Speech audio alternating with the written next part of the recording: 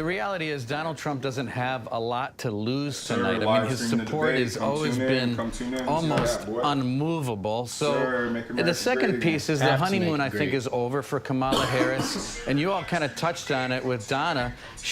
Kamala Harris has to answer for the state of the economy that she took a role in the Biden administration, the border, you know, her past positions on decriminalizing the border, decriminalizing certain drugs, what her role was in Afghanistan. So really, the spotlight is on Kamala Harris tonight because she played a role in the Biden administration. She wants to act like she's not an incumbent. Everybody? So this is where the focus is going to be. And she's got a lot to answer for tonight. And I think that's where Donald Trump's focus will be and where it actually should be tonight. Interview. Well, one of the things he wants to do is have female voters look at him.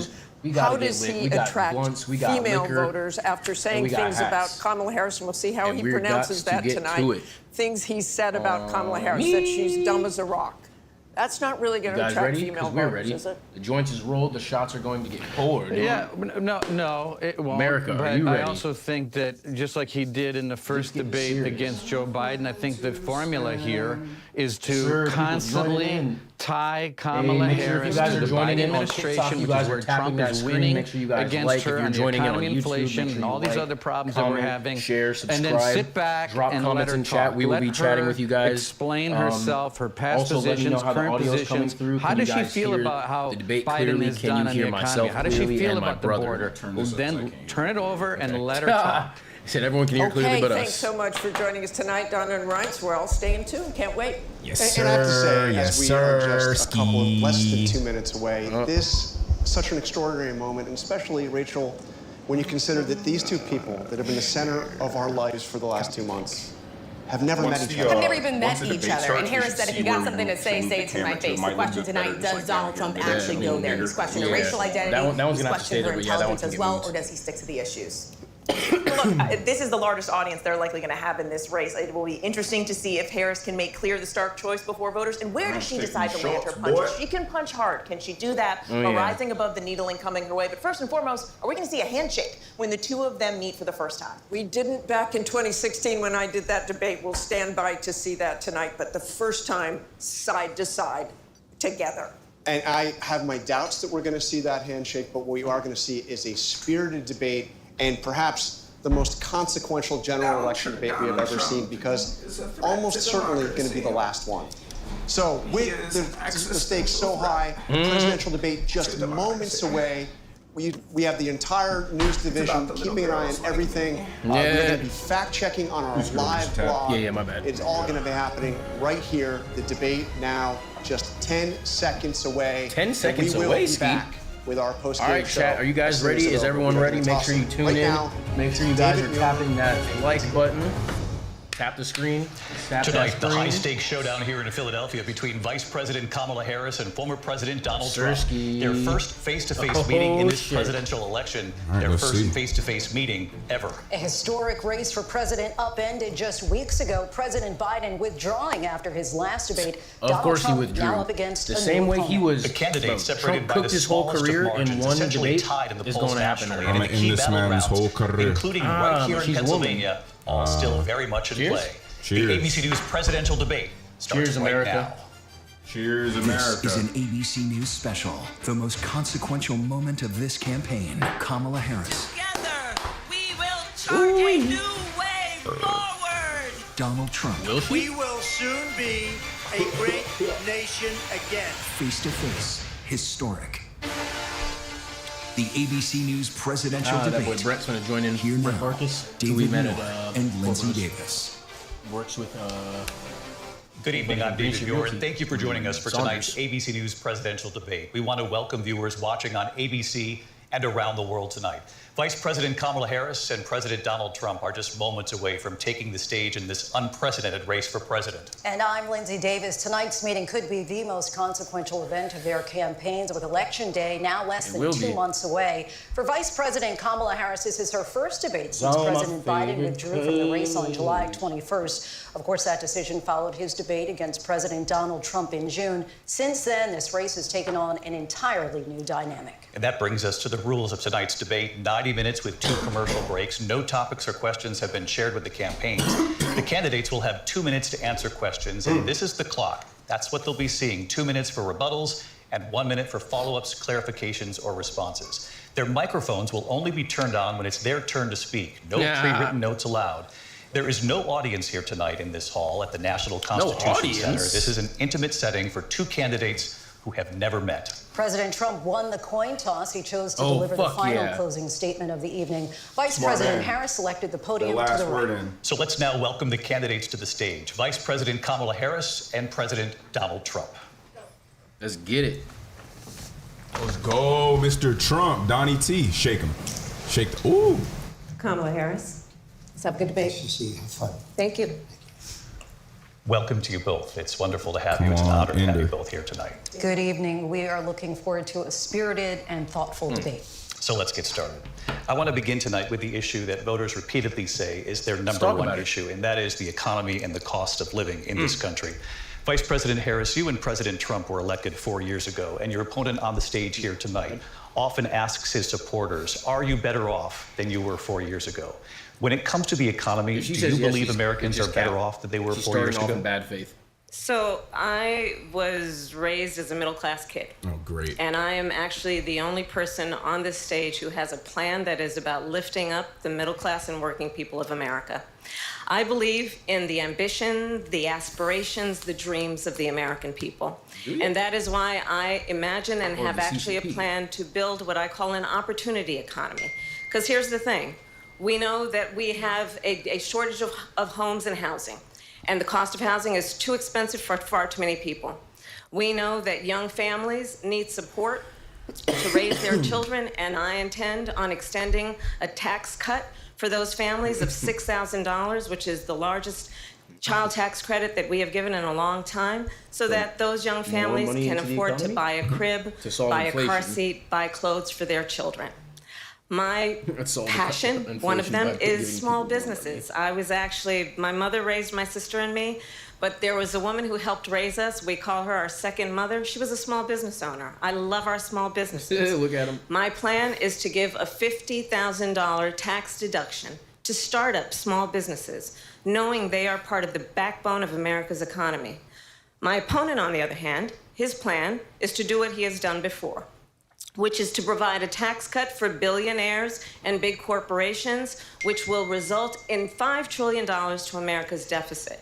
My opponent has a plan that I call the Trump sales tax, which would be a 20% tax on everyday goods that you rely on to get through the month.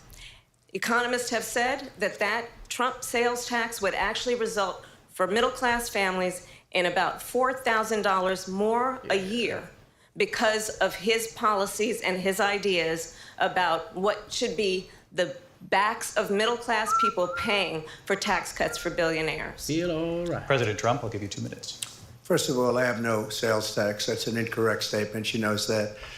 We're doing tariffs on other countries. Other countries are going to finally, after 75 years, pay us back for all that we've done for the world. And the tariff will be substantial in some cases. I took in billions and billions of dollars, as you know, from China. In fact, they never took the tariff off because there was so much money they can't. It would totally destroy everything that they've set out to do. They're taking in billions of dollars from China and other places. They've left the tariffs on. When I had it, I had tariffs, and yet I had no inflation. Look, we've had a terrible economy because inflation which is really known as a country buster. It breaks up countries. We have inflation like very few people have ever seen before, probably the worst in our nation's history. We were at 21%, but that's being generous because many things are 50, 60, 70, and 80% higher than they were just a few years ago. This has been a disaster for people, for the middle class, but for every class. On top of that, we have millions of people pouring into our country from prisons and jails, from mental institutions and insane asylums, and they're coming in and they're taking jobs that are occupied right now by African Americans and Hispanics, and also unions. Unions are going to be affected very soon. And you see what's happening. You see what's happening with towns throughout the United States. You look at Springfield, Ohio. You look at Aurora in Colorado. They are taking over the towns. They're taking over buildings. They're going in violently. These are the people that she and Biden led into our country, and they're destroying our country. They're dangerous. They're at the highest level of criminality, and we have to get them out. We have to get them out fast. I created one of the greatest economies in the history of our country. I'll do it again and even better. We are going to get to immigration and border security during this debate, but I would like to let Vice President Harris respond. What up, Louise Lobo? How are you? Well, I would love to. Let's talk about what Donald Trump left us. Donald Trump left us the worst if you guys are on unemployment TikTok, make since sure the you're Great tapping Depression. that screen. Make sure you tap Donald the screen. Trump Drop a left follow us to True Social the worst Reports. public health If you're on YouTube, make sure you like, epidemic comment, in a share, century. subscribe, all that good Donald jazz. Trump left us Talk with us in chat the on both worst platforms. attack on our democracy How did Donald since Trump the Civil leave you War. guys COVID? He did. China gave you COVID. Yeah. What? Yeah, it's all bad faith. And what we have done. I mean, she just talking about leaving us with a terrible economy. Wasn't it? Inflation was at 1.9% under Trump, and then went to like 9 under Biden. Like what? I don't even believe 9. It was more like 20%, but.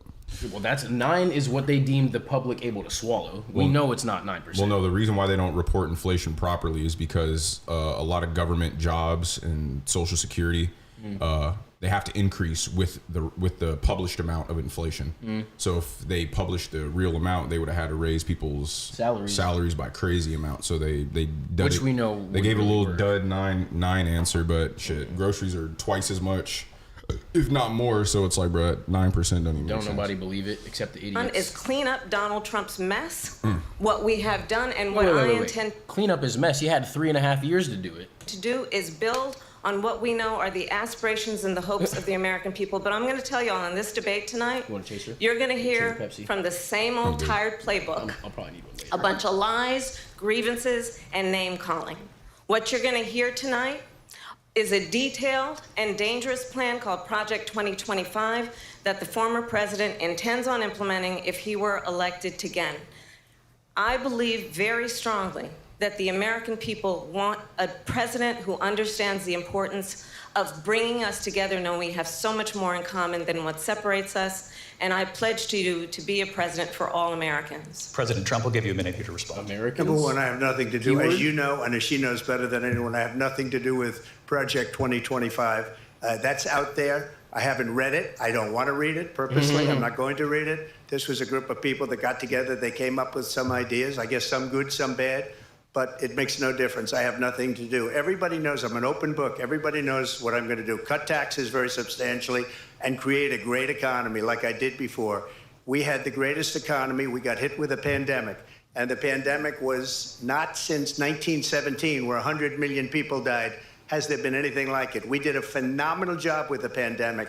We handed them over a country where the economy and where the stock market was higher than it was before the pandemic came in. Nobody's ever seen anything like it. We made ventilators for the entire world. We got gowns, we got masks, we did things that nobody thought possible. And people give me credit for rebuilding the military. They give me credit for a lot of things, but not enough credit for the great job we did with the pandemic. But the only jobs they got were bounce back jobs. These were jobs bounced back, and it bounced back and it went to their benefit. But I was the one that created them. They know it, and so does everybody else. Vice President Harris, I'll let you respond. So Donald Trump has no plan for you. What? And when you look at his economic plan, it's all about tax breaks for the richest people. I am offering what I describe as an opportunity economy. And socialism. The best economists in our country, if not the world, have reviewed our relative plans for the future of America.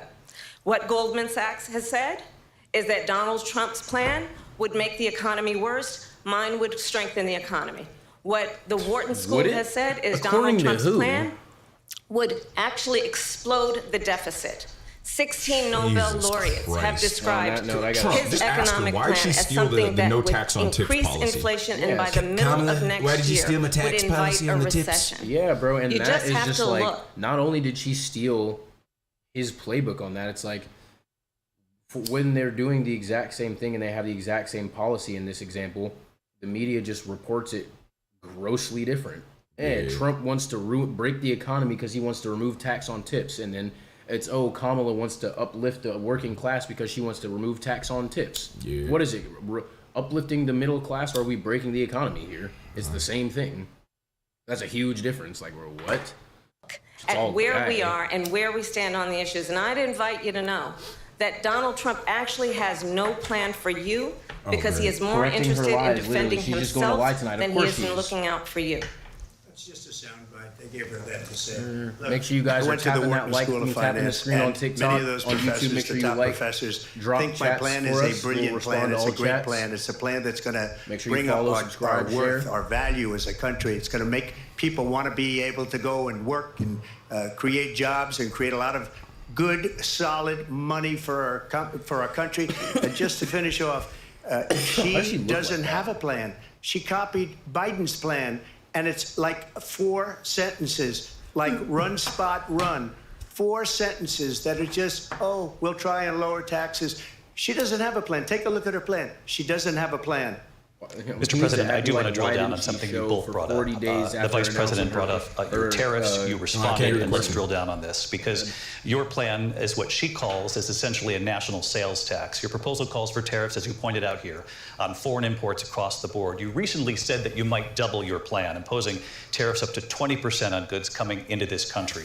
As you know, many economists say that with tariffs at that level, costs are then passed on to the consumer. Vice President Harris has argued it'll mean higher prices on gas, food, clothing, medication, arguing it costs the typical family nearly $4,000 a year. Do you believe Americans can afford higher prices because of tariffs? They're not going to have higher prices. What's going to have, and who's going to have higher prices, is China and all of the countries that have been ripping us off for years. I was the only president ever. China was paying us hundreds of billions of dollars, and so were other countries. And, you know, if she doesn't like them, they should have gone out and they should have immediately cut the tariffs. But those tariffs are there 3.5 years now under their administration. We are going to take in billions of dollars, hundreds of billions of dollars. I had no inflation, virtually no inflation. They had the highest inflation perhaps in the history of our country, because I've never seen a worse period of time. People can't go out and buy cereal or bacon or eggs or anything else. Would you rather be in person the people of our country are absolutely dying with what they've done. They've destroyed the economy. And all you have to do is look at a... Buddy in the chat said, would you rather be in person for the UFC fight this weekend at the Sphere or see this debate turn into a UFC fight with Joe Rogan announcing? I'd certainly watch this debate turn into a UFC fight with Joe Rogan announcing. Fuck the Sphere. I can go see the Sphere whenever. This shit is legendary right here. The polls say 80 and 85 and even 90% that the Trump economy was great, that their economy was terrible. Vice President Harris, I do want to ask for your response, and you heard what the president said there, because the Biden administration did keep a number of the Trump tariffs in place. So how do you respond? How do you respond? Well, let's be clear that the Trump administration resulted in a trade deficit, one of the highest we've ever seen in the history of America. So why'd you keep him? He invited trade wars. You want to talk about his deal with China? What he ended up doing is, under Donald Trump's presidency, he ended up selling American chips to China to help them improve and modernize their military. Basically sold us out, when a policy about China should be in making sure the United States of America wins the competition for the 21st century, which means focusing on the details of what that requires. So why'd you keep the tariffs? Focusing on relationships with our allies. She wants us. She wants the viewers to forget. I didn't forget. So why'd you keep the tariffs? So that we win the race on AI, on quantum computing. Focusing on what we need to do to support America's workforce, so that we don't end up having on the short end of the stick in terms of workers' rights. But what Donald Trump did, let's talk about this, with COVID, is he actually thanked President Xi for what he did during COVID. Look at his tweet. Thank you, President Xi, exclamation point, when we know that Xi was responsible for lacking and not giving us transparency about the origins of COVID. President Trump, I'll let you respond. First of all, they bought their chips from Taiwan. We hardly make chips anymore because of philosophies like they have and policies like they have. I don't say her because she has no policy. Everything that she believed 3 years ago and 4 years ago is out the window. She's going to my philosophy now. In fact, I was going to send her a MAGA hat. She's gone to my philosophy. But if she ever got elected, she'd change it. And it will be the end of our country. She's a Marxist. Everybody knows she's a Marxist. Her father's a Marxist professor in economics. And he taught her well. But when you look at what she's done to our country, and when you look at these millions and millions of people that are pouring into our country monthly, where it's, I believe, 21 million people, not the 15 that people say. I don't know why they wouldn't. And I think it's a Madam lot Vice higher President, than the question 21. was, why haven't That's you bigger removed than those New York State tariffs? pouring in. And just look at what they're doing to our country. They're criminals. Many of these people coming in are criminals. And that's bad for our economy, too. You know, you mentioned before, we'll talk about immigration later. Well, bad immigration is the worst thing that can happen to our economy. They have, and she has, destroyed what about all the free our money they're country giving away with in policy that's insane. $150,000 credit for illegal they immigrants. have to hate our country. President Trump. 2,000 spots. I want to turn to the issue of abortion. President Trump, you've often touted that you were able to kill Roe v. Wade. Last year, you said that you were proud to be the most pro-life president in American history.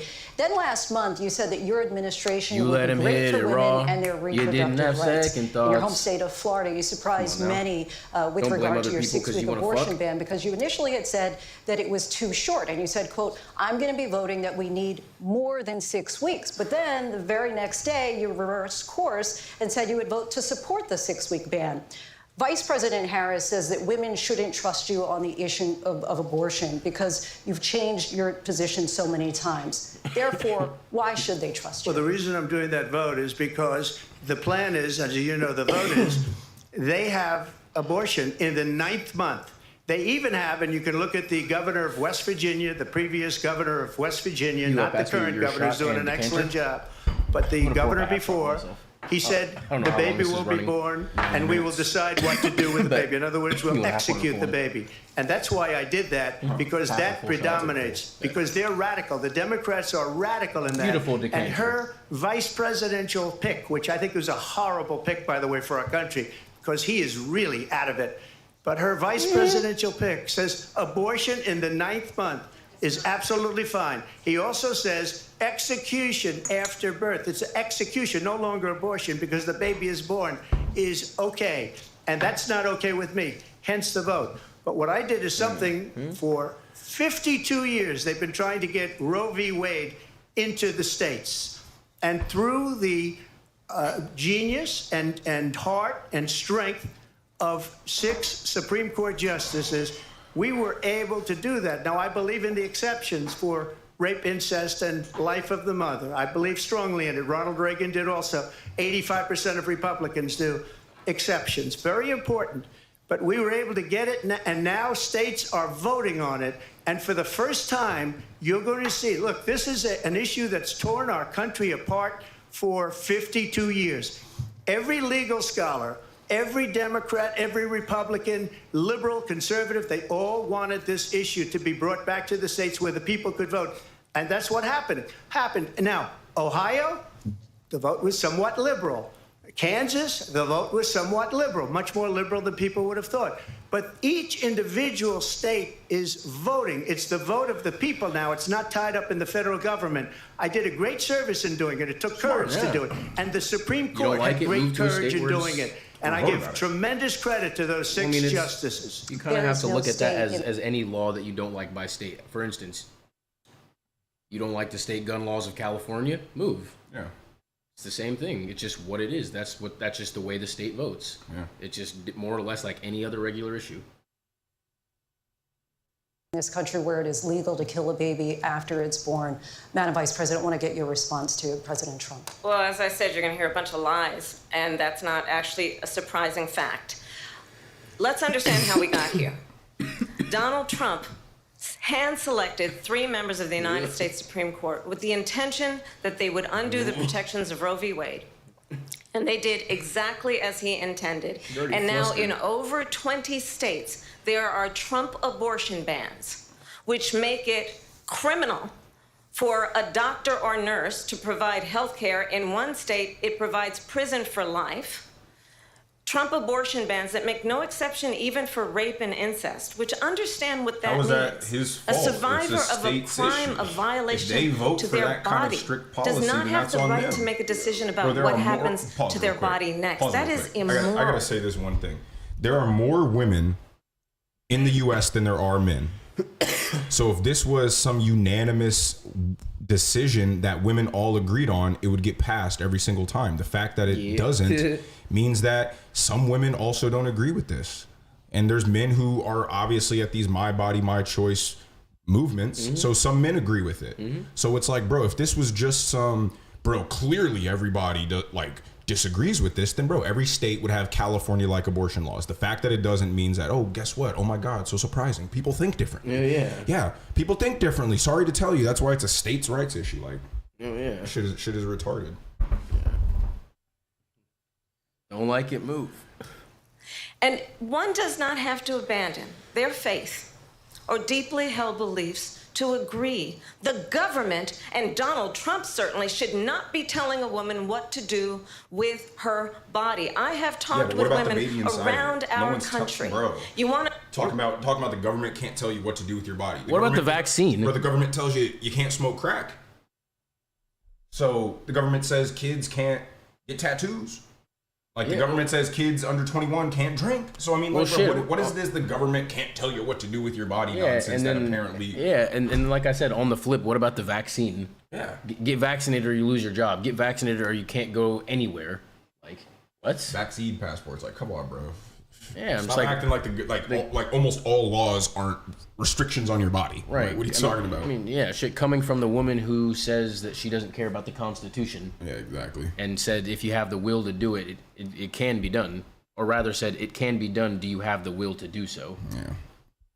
Marxist. So they're just fighting instead of stating policies. Well, yeah. Of course that's what they're doing. to talk about this is what people wanted. Pregnant women who want to carry a pregnancy to term, suffering from a miscarriage, being denied care in an emergency room because the healthcare providers are afraid they might go to jail, and she's bleeding out in a car in the parking lot. She didn't want that. Her husband didn't want that. A 12 or 13-year-old survivor of incest being forced to carry a pregnancy to term. They don't want that. And I pledge to you, but the voters when of the Congress states passes a bill to put back in place the protections of Roe v. Wade, as President of the United States, I will proudly sign it into law. But understand, if Donald Trump were to be reelected, he will sign a national abortion ban. Understand, in his Project 2025, there would be a national abortion, a monitor that would be monitoring your pregnancies, your miscarriages. First thing he said I think was, the American people believe Project 2025. that certain freedoms, in particular the freedom to make decisions about one's own body, should not be made by the government. Thank you, Vice President Harris. There she goes again. It's a lie. I'm not signing a ban, and there's no reason to sign a ban because we've gotten what everybody wanted. Democrats, Republicans, and everybody else, and every legal scholar wanted it to be brought back into the states, and the states are voting. And it may take a little time, but for 52 years, this issue has torn our country apart, and they've wanted it back in the states. And I did something that nobody thought was possible. The states are now voting. What she says is an absolute lie. And as far as the abortion ban, no, I'm not in favor of abortion ban, but it doesn't matter because this issue has now been taken over by the states. Would you veto a national abortion ban if it came to your desk? Well, I won't have to because, again, two things. Number one, she said she'll go back to Congress. She'll never get the vote. It's impossible for her to get the vote, especially now with the 50-50 and essentially 50-50 in both Senate and the House.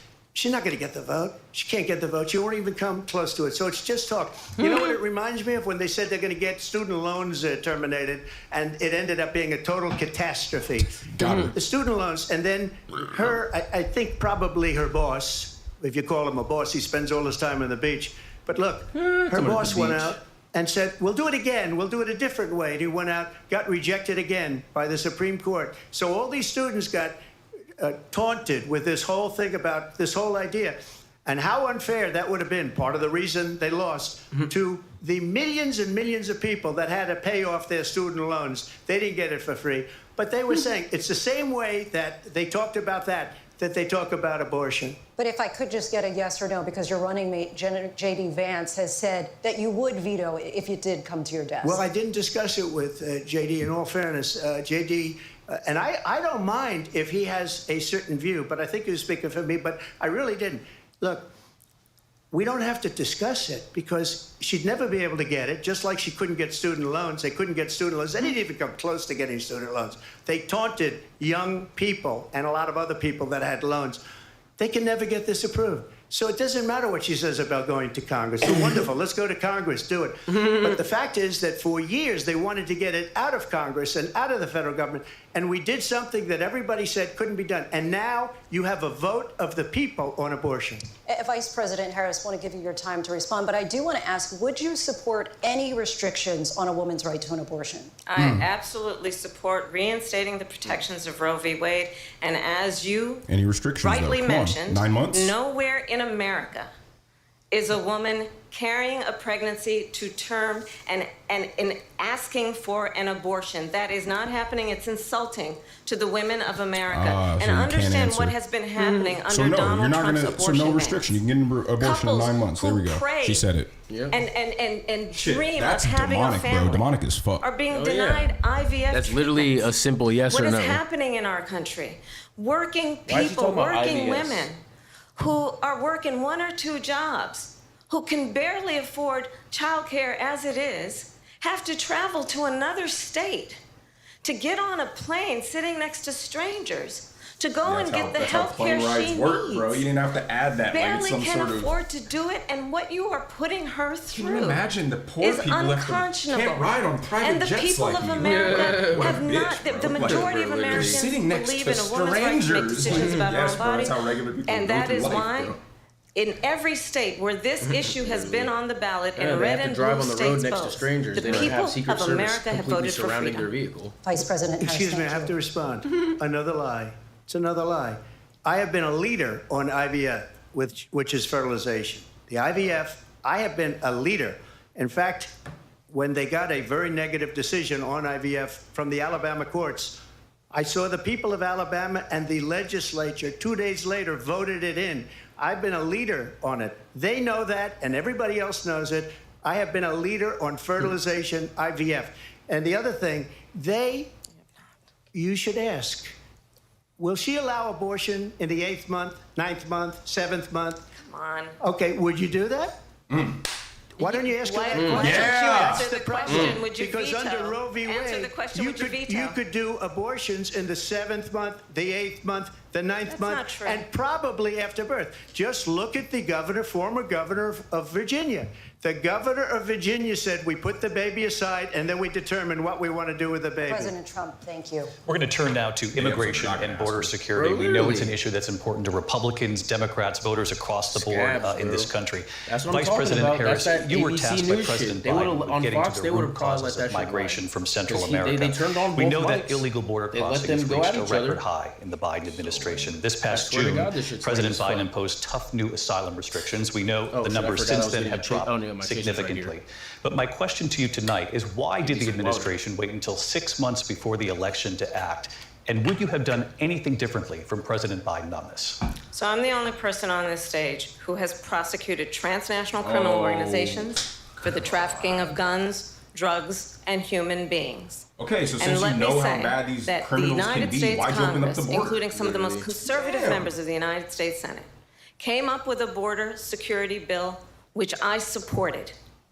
And that bill would have put 1,500 more border agents Yeah, but on the his border question to is why help 6 those months folks who are working before there the right election now did you do this? overtime trying to do their job. It would have allowed us to stem the flow of fentanyl coming into the United States. say it, I Trump. know there Why are didn't so you do many it? families That's all you watching gotta say. tonight So who why- have why been didn't personally you do it earlier? affected by the surge of fentanyl in our country. That bill would have put more resources to allow us to prosecute transnational criminal organizations for trafficking in guns, drugs, and human beings. But you know what happened to that bill? Donald Trump got on the phone, called up some folks in Congress, and said, kill the bill. And you know why? Because he'd prefer to run on a problem instead of fixing a problem. And understand, Why'd you create this the problem? comes at a time where the people of our country actually need a leader who engages in solutions, who actually addresses the problems at hand. But what we have in the former president is someone who would prefer to run on a problem instead of fixing a problem. And I'll tell you something, he's going to talk about immigration a lot tonight, even when it's not the subject that is being raised. And I'm going to actually do something really unusual, and I'm going to invite you to attend one of Donald Trump's rallies, because it's a really interesting thing to watch. Because she doesn't give a fuck. You will see during the course of his rallies, he talks about fictional characters like Hannibal Lecter. He will talk about windmills cause cancer. And what you will also notice is that people start leaving his rallies early out of exhaustion and boredom. And I will tell you, the one thing you will not hear him talk about is you. You will not hear him talk about your needs, your dreams, and your desires. And I'll tell you, I believe you deserve a president who actually puts you first. And I pledge to you that I will. Well, Vice President Harris, thank you. President Trump, on that point, I want to get your response. Well, I would like to respond. Let me just ask, though, why did you try to kill that bill, and successfully so? That would have put thousands of additional agents and officers on the board. Why are you grilling him when you just asked her why she waited till 6 months? She said people start leaving. People don't go to her rallies. There's no reason to go. And the people that do go, she's bussing them in and paying them to be there, and then showing them in a different light. So she can't talk about that. People don't leave my rallies. We have the biggest rallies, the most incredible rallies in the history of politics. That's because people want to take their country back. Our country is being lost. We're a failing nation. And it happened 3.5 years ago. And what's going on here, you're going to end up in World War III, just to go into another subject. What they have done to our country by allowing these millions and millions of people to come into our country, and look at what's happening to the towns all over the United States. And a lot of towns don't want to talk. Not going to be Aurora or Springfield. A lot of towns don't want to talk about it because they're so embarrassed by it. In Springfield, they're eating the dogs, the people that came in. They're eating the cats. They're eating the pets of the people that live there. And this is what's happening in our country, and it's a shame. As far as rallies are concerned, as far as the reason they go is they like what I say. They want to bring our country back. They want to make America great again. It's a very simple phrase: make America great again. She's destroying this country, and if she becomes president, this country doesn't have a chance of success. Not only success, we'll end up being Venezuela on steroids. I just want to clarify here. You bring up Springfield, Ohio, and ABC News did reach out to the city manager there. He told us there had been no credible reports of specific claims of pets being harmed, injured, or abused by individuals within the immigrant community. Well, I've seen people... Bro, Matt Walsh made a funny-ass comment because them bringing this up in Springfield, Ohio makes me think about it. It was like, if you don't like how Democratic policies affecting your household pets, wait to see what they do to humans. Like, wait to see how they affect humans. Right, yeah, exactly. That shit funny as hell. Let me just say here, this is the people on television say my dog was taken and used for food. So maybe he said that, and maybe that's a good thing to say for a city manager. I'm not taking this from television. But the people on television saying their dog was eaten by the people that went there. Again, the Springfield city manager says there's no evidence of that. Vice President Harris, I'll let you respond to the rest of what you've heard. You talk about extreme. You know, this is, I think, one of the reasons why in this election I actually have the endorsement of 200 Republicans. Why would someone make up that their dog was eaten by somebody? I just said that. I don't even care. She's such a nut. It's not about extreme. What about the Venezuelans who are taking over whole apartment complexes in Colorado? Come on, bro. Like, your immigration policy sucks, and it let in really bad people, and now we're paying the consequences. Like, to laugh it off, like, like, it's just so insulting to me, bro. I'm just like, what the fuck? Yeah, it's crazy. Does she not think that there's a problem?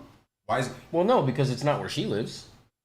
She drives. She doesn't drive her car, but she rides in a car surrounded by Secret Service. She just thinks everybody's just capping. Everybody's just capping about immigration being an issue. Well, no, she doesn't care. All these city budgets being literally blown up by having to give health care and education and housing and food to illegal immigrants. That's just that's like that's just funny, right? Like, oh yeah, Chicago and New York are fucked because they can't afford all these people.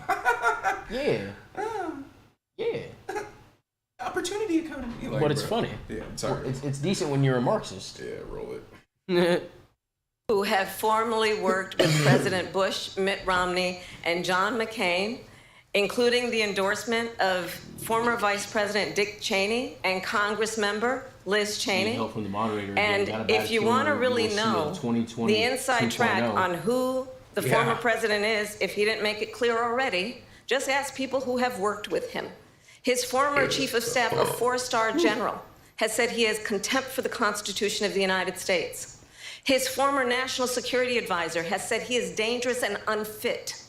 His former Secretary of Defense has said the nation, the Republic, would never survive another Trump term. How does that even make sense? And when we listen to this kind of rhetoric, when the issues that affect the American people are not being addressed, I think the choice is clear in this election. President Trump, I'll give you a quick minute to respond here. Thank you, because when I hear that, see, I'm a different kind of a person. I fired most of those people. Not so graciously. They did bad things or a bad job. I fired them. They never fired one person. They didn't fire anybody having to do with Afghanistan and the Taliban and the 13 people whose were just killed, viciously and violently killed. And I got to know the parents and the family. They didn't fire. They should have fired all those generals, all those top people, because that was one of the most incompetently handled situations anybody has ever seen. So when somebody does a bad job, I fire him. And you take a guy like Esper, he was no good, I fired him, so he writes a book. Another one writes a book, because with me they can write books, with nobody else can they? But they have done such a poor job, and they never fire anybody. Look at the economy, look at the inflation. They didn't fire any of their economists, they have the same people. That's a good way not to have books written about you. But just to finish, I got more votes than any Republican in history by far. In fact, I got more votes than any president, sitting president, in history by far. Let me continue on immigration. It was what you wanted to talk about earlier, so let's get back to your deportation proposal that the vice president has reacted to as well. President Trump, you call this the largest domestic deportation operation in the history of our country. You say you would use the National Guard. You say if things get out of control, you'd have no problem using the U.S. military. You also said you would use local police. How would you deport 11 million undocumented immigrants? I know you believe that number is much higher. Take us through this. What does this look like? Will authorities be going door to door in this country? Yeah, it is much higher because of them. They allowed criminals, many, many millions of criminals.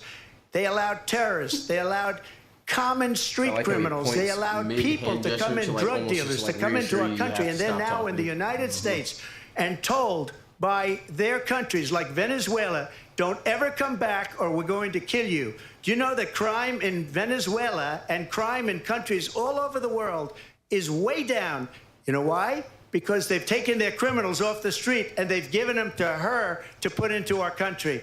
And this will be one of the greatest mistakes in history for them to allow, and I think they probably did it because they think they're going to get votes, but it's not worth it because they're destroying the fabric of our country by what they've done. There's never been anything done like this at all. They've destroyed the fabric of our country. Millions of people let in, and all over the world, crime is down all over the world except here. Crime here is up and through the roof. Despite their fraudulent statements that they made, crime in this country is through the roof. And we have a new form of crime. It's called migrant crime. And it's happening at levels that nobody thought possible. President Trump, as you know, the FBI says overall violent crime is actually coming down in this country. But Vice President Harris, the FBI they were defrauding statements. They didn't include the worst cities. They didn't include the cities with the worst crime. It was a fraud. Just like their number of 818,000 jobs that they said they created turned out to be a fraud. President Trump, thank you. I'll let you respond, Vice President Harris. Well, I think this is so rich,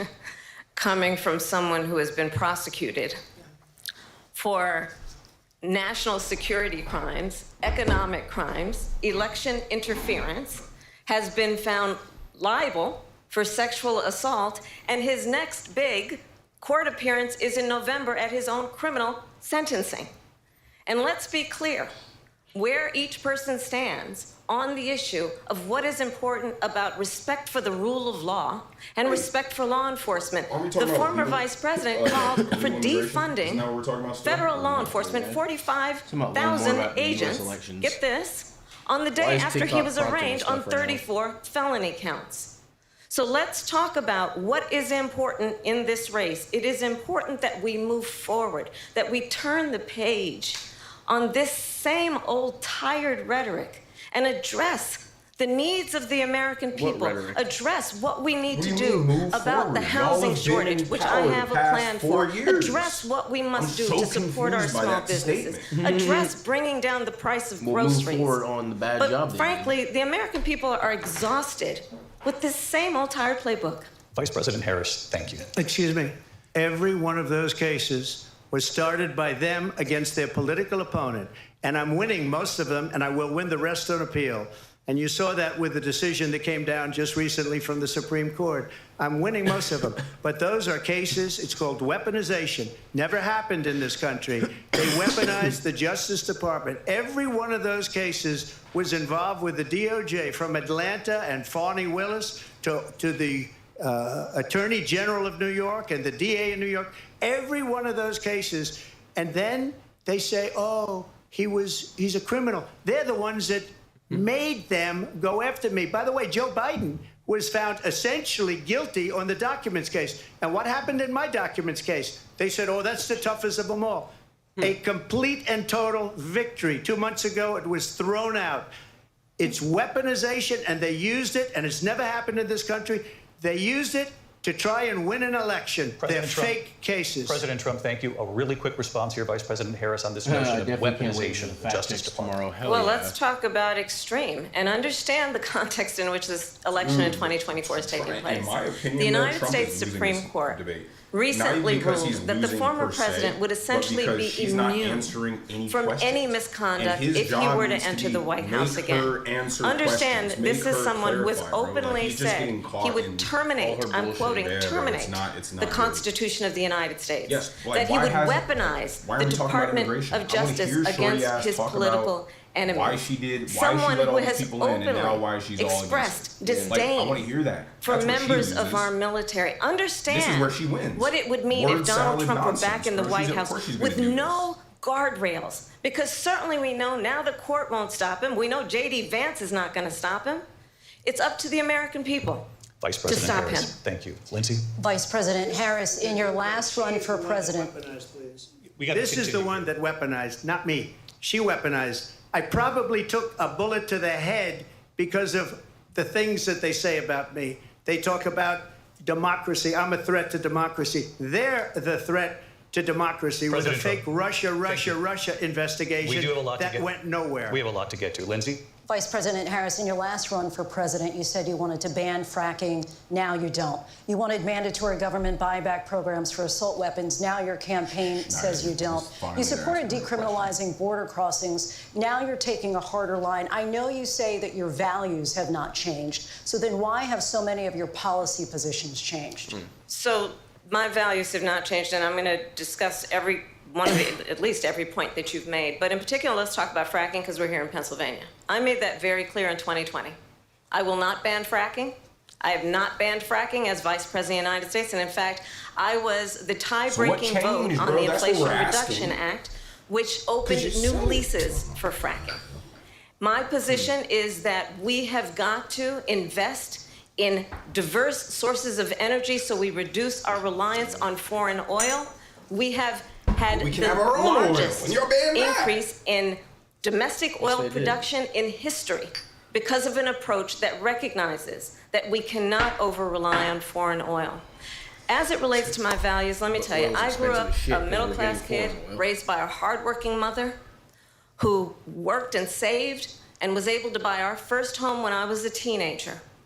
The values I bring to the importance of home ownership, knowing not everybody got handed $400 million on a silver platter and then filed bankruptcy 6 times, is a value that I bring to my work to say we are going to work with the private sector and home builders to increase 3 million homes, increase by 3 million homes by the end of my first term.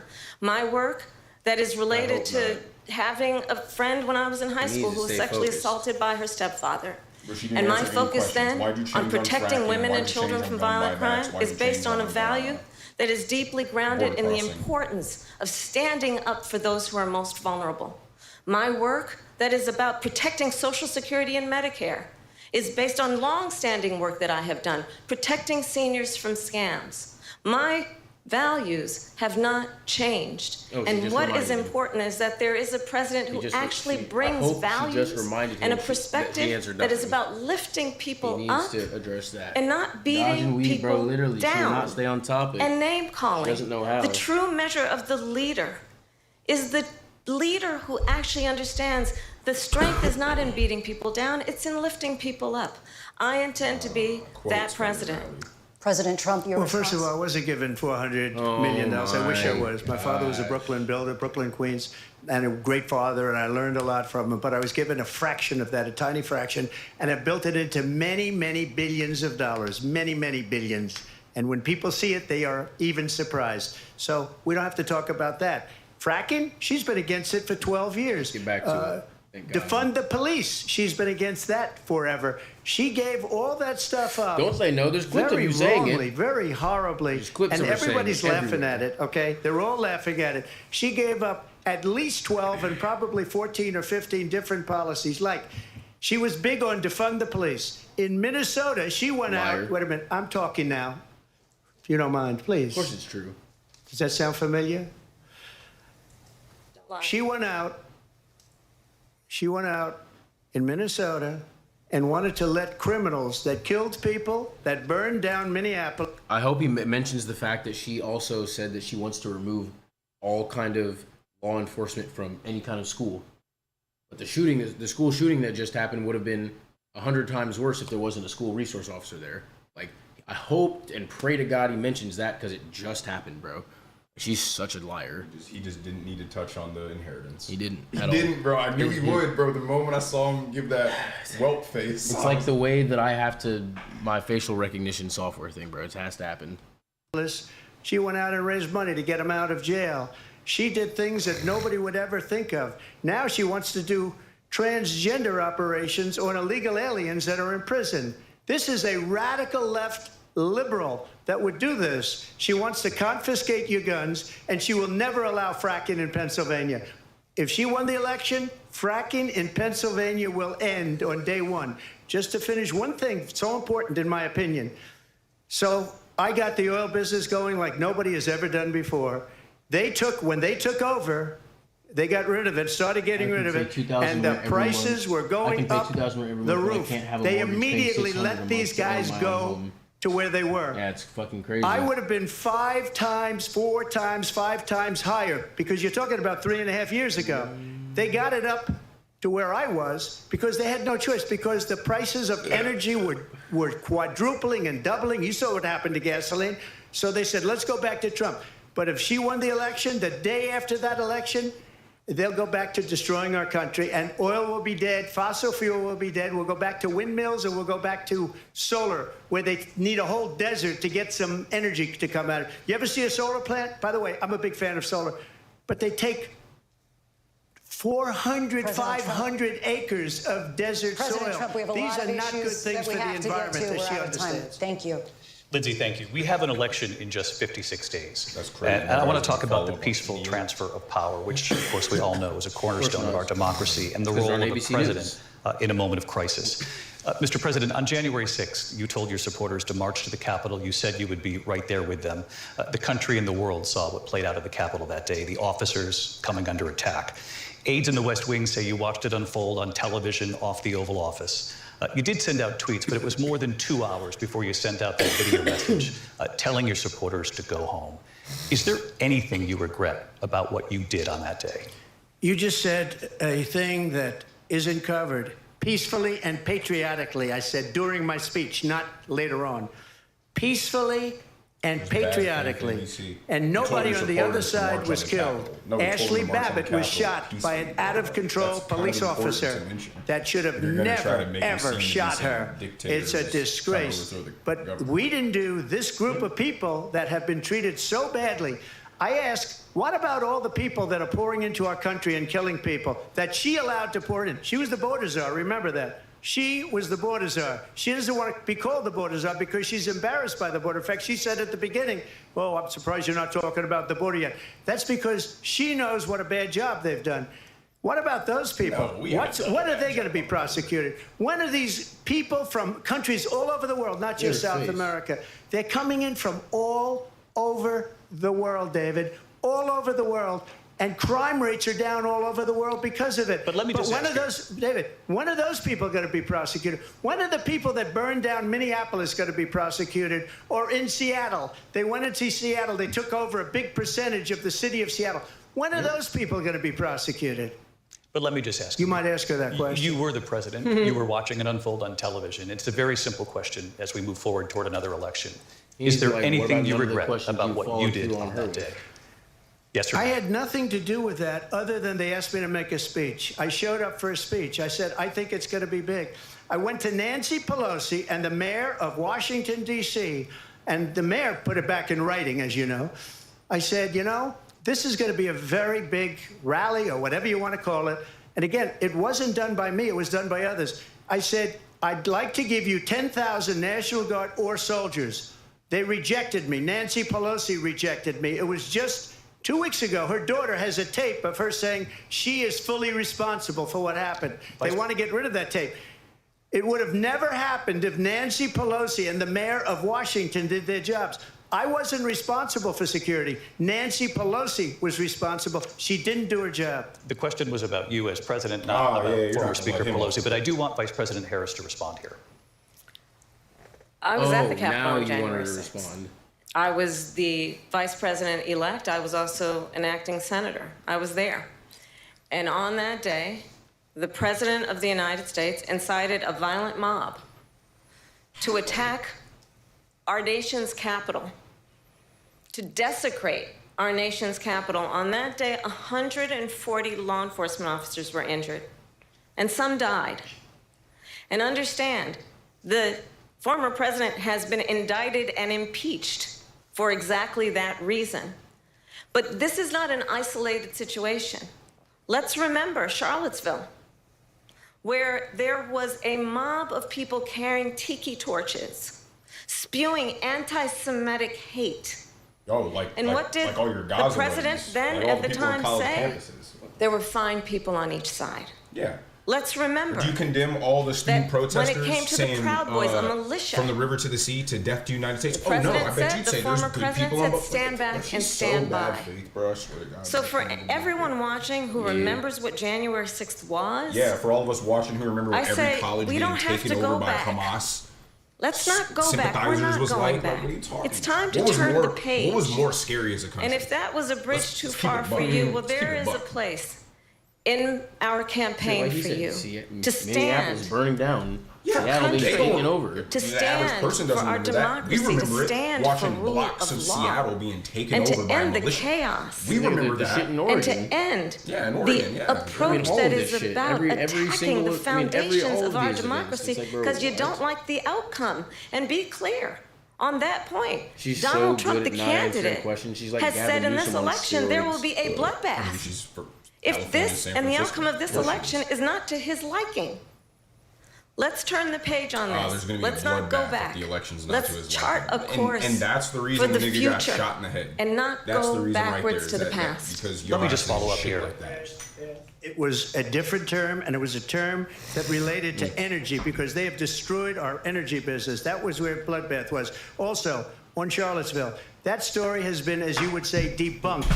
Laura Ingraham, Sean Hannity, Jesse, all of these people, they covered it. If they go an extra sentence, they will see it was perfect. It was debunked in almost every newspaper, but they still bring it up, just like they bring 2025 up. They bring all of this stuff up. I ask you this. You talk about the Capitol. Why are we allowing these millions of people to come through on the southern border? How come she's not doing anything? And I'll tell you what I would do, and I would be very proud to do it. I would say we would both leave this debate right now. I'd like to see her go down to Washington, D.C. during this debate because we're wasting a lot of time. Go down to, because she's been so bad, it's so ridiculous. Go down to Washington, D.C. and let her sign a bill to close up the border because they have the right to do it. They don't need bills. They have the right to do it. The President of the United States, you'll get him out of bed, you'll wake him up at 4 o'clock in the afternoon, you'll say, come on down to the office, let's sign a bill. If he signs a bill that the border is closed. All he has to do is say it to the Border Patrol, who are phenomenal. If they do that, the border is closed. Mr. Those President, people are killing many people, unlike J6. We talked immigration here tonight. I do want to focus on this next issue to both of you, because it really brings us this into focus, truth in these times that we're living in. Mr. President, for 3.5 years after you lost the 2020 election, you repeatedly falsely claimed that you won, many times saying you won in a landslide. In the past couple of weeks leading up to this debate, you have said, quote, you lost by a whisker, that you, quote, didn't quite make it, that you came up a little bit short. I said that? Are you now acknowledging that you lost in 2020? No, I don't acknowledge that at all. But I you said did that say sarcastically. You know that. It was said, oh, we lost by a whisker. That was said sarcastically. Look, there's so much proof. All you have to do is look at it. And they should have sent it back to the legislatures for approval. I got almost 75 million votes, the most votes any sitting president has ever gotten. I was told if I got 63, which was what I got in 2016, you can't be beaten. The election, people should never be thinking about an election as fraudulent. We need two things. We need walls, and we have to have it. We have to have borders, and we have to have good elections. Our elections are bad. And a lot of these illegal immigrants coming in, they're trying to get them to vote. They can't even speak English. They don't even know what country they're in practically. And these people are trying to get them to vote. And that's why they're allowing them to come into our country. I did watch all of these pieces of video. I didn't detect the sarcasm, lost by a whisker. We didn't quite make it. Because they're on ABC and we should News. Just point out here as clarification, and you know this, you and your allies, 60 cases in front of many judges. Many of them no judge looked at it. And said they said we didn't have standing. That's the other thing. They said we didn't have standing, a technicality. Can you imagine a system where a person in an election doesn't have standing? The president of the United States doesn't have standing. That's how we lost. If you look at the facts, and I'd love to have you'll do a special on it. I'll show you Georgia, and I'll show you Wisconsin, and I'll show you Pennsylvania, and I'll show you. We have so many facts and statistics, but you know what? That doesn't matter, because we have to solve the problem that we have right now. That's old news. And the problem that we have right now is we have a nation in decline, and they have put it into decline. We have a nation that is dying, David. Mr. President, thank you. Vice President Harris, you heard the president there tonight. He said he didn't say that he lost by a whisker. So he still believes he did not lose the election that was won by President Biden and yourself. But I do want to ask you about something that's come up in the last couple of days. This was a post from President Trump about this upcoming election just weeks away. He said, when I win, those people who cheated, and then he lists donors, voters, election officials, he says will be prosecuted to the fullest extent of the law, which will include long-term prison sentences. One of your campaign's top lawyers responded saying, we won't let Donald Trump intimidate us. We won't let him suppress the vote. Is that what you believe he's trying to do here? Donald Trump was fired by 81 million people. So let's be clear about that. And clearly he is having a very difficult time processing that. But we cannot afford to have a president of the United States who attempts, as he did in the past, to upend the will of the voters in a free and fair election. I'm going to tell you that I have traveled the world as Vice President of the United States. And like said, world leaders are laughing at Donald Trump. I have talked with military leaders, some of whom work with you. Answer the question. And they say you're a disgrace. Why are you flip-flopping? Why is the border so and bad? when you then talk in this way in a presidential debate and deny what over and over again are court cases you have lost because you did in fact lose that election, it leads one to believe that perhaps we do not have in the candidate to my right the temperament or the ability to not be confused about fact. That's deeply troubling, and the American people deserve better. I'll give you 1 minute to respond. Hey, let me just say about world leaders. Viktor Orban, one of the most respected men, they call him a strong man. He's a tough person, smart, Prime Minister of Hungary. They said, why is the whole world blowing up? 3 years ago, it wasn't. Why is it blowing up? He said, because you need Trump back as president. There were no wars with me, they were afraid of him. China was afraid, and I don't like to use the word afraid, but I'm just quoting him. China was afraid of him. North Korea was afraid of him. Look at what's going on with North Korea, by the way. He said Russia was afraid of him. I ended the Nord Stream 2 pipeline, and Biden put it back on day one, but he ended the XL pipeline. The XL pipeline in our country, he ended that. But he let the Russians build a pipeline going all over Europe and heading into Germany, the biggest pipeline in the world. Look, Viktor Orban said it. Too much. He said the most respected, most feared person is Donald Trump. We had no problems when Trump was president.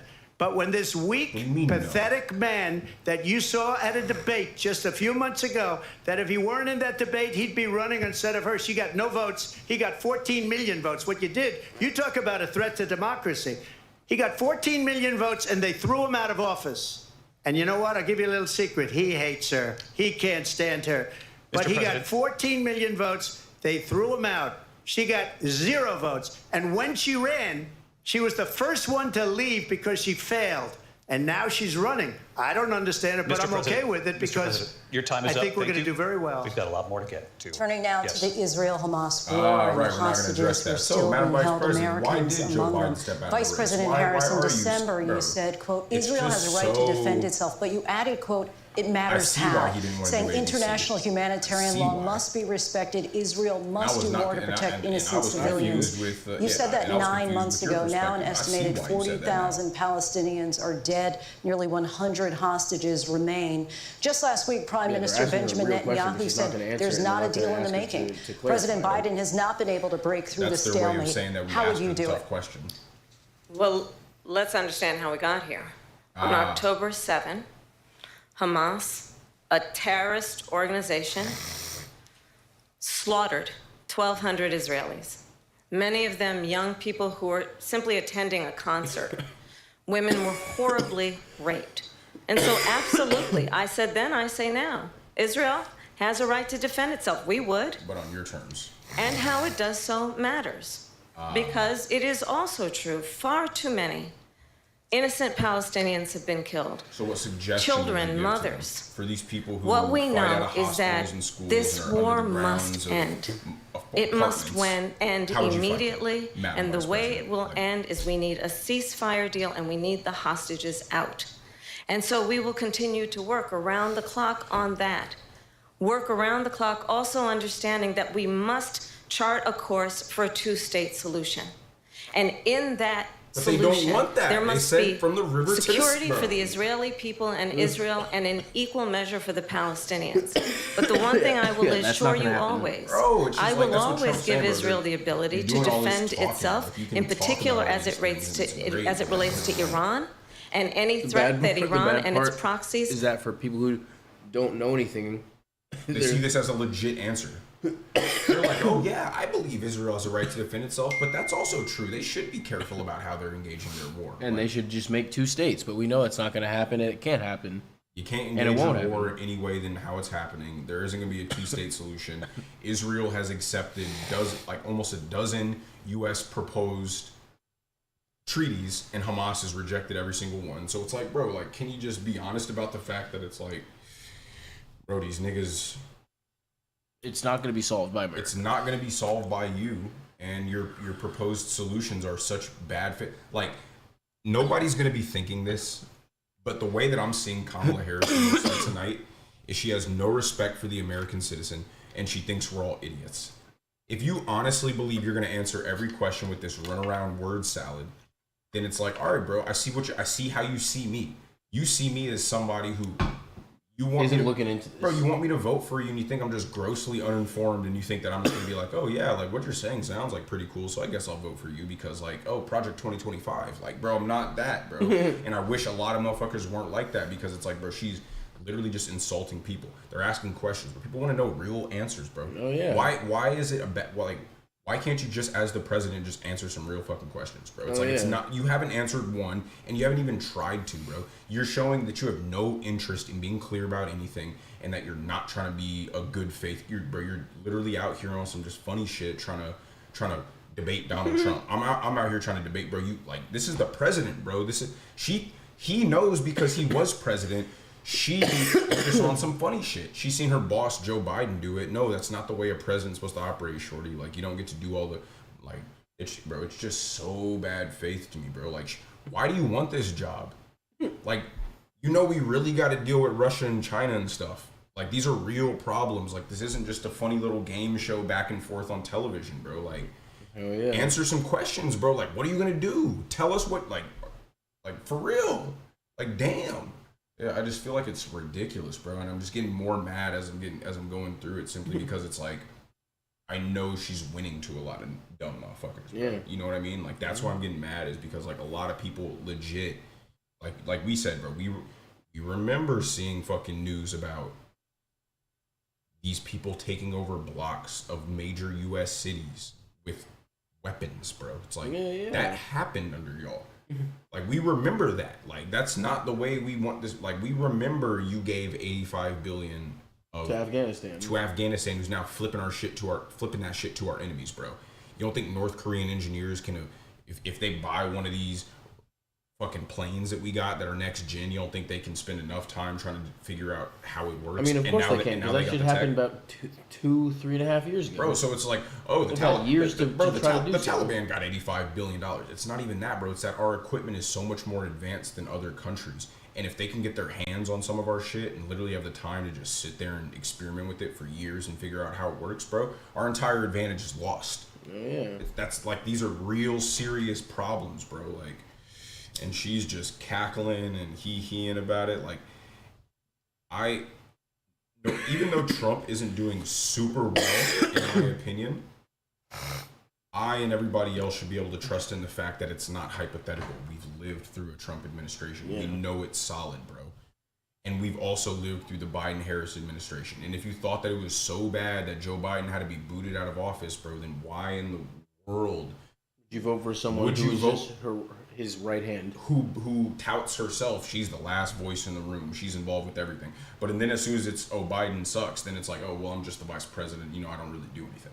So it's like, bro, I just don't get it. I'm not even mad that she's a Democrat. Because it's like, bro, you should have just let them primary and let them put forth it, bro. I would much rather enjoy Gavin Newsom. Because I know this nigga is... No. I mean, bro, as opposed to her and Gavin Newsom are aligned ideologically, bro. There's no difference, bro. She's from San Francisco, he's from San Francisco. Yeah, so that's why I say no. I don't know who any kind of better nominee would be, but I'm just saying, it's like, you don't think Gavin Newsom, at least, bro, if we're talking about sitting on opposite sides of that table, Russia and U.S., you don't think Gavin Newsom at least making Putin a little more like, this nigga a California liberal, but he might also do that. Yeah. Bro, they're looking at her like she's this fucking plaything, bro. Because she doesn't take it seriously. She doesn't. I've seen Gavin Newsom deflect the poop map. This nigga's a politician. I think his policies are dumb, and I think he's not barely morally righteous. But like, is this nigga a politician? Yes. Yeah. And she's not, bro. She's not successful with anything. Gavin Newsom surely isn't successful with a lot, but he has a track record, bro. Yeah, he runs the largest state, and he doesn't do it well. And he's actually a good spinner. She's a bad spinner. Gavin Newsom got the he's just more Southern California Spain. You know what I'm saying? You ask him a question, he's going to get you. It's not lost in the tall grass. It's lost in the palm trees with Gavin Newsom. He gets you lost in the palm trees and the nice smile. Yeah. The Chip Skylark. You know what I'm saying? In his ass. I just can't stand her. She's so condescending. She talks like a first grade teacher. All right, kids. So what we need to remember is that it's about everybody getting into everything. You know, it's fucking tobacco. You're not supposed to ask about the border, kids. No, men can because it's drag queen story hour. Like, I'm tired of it. Posed to Israel.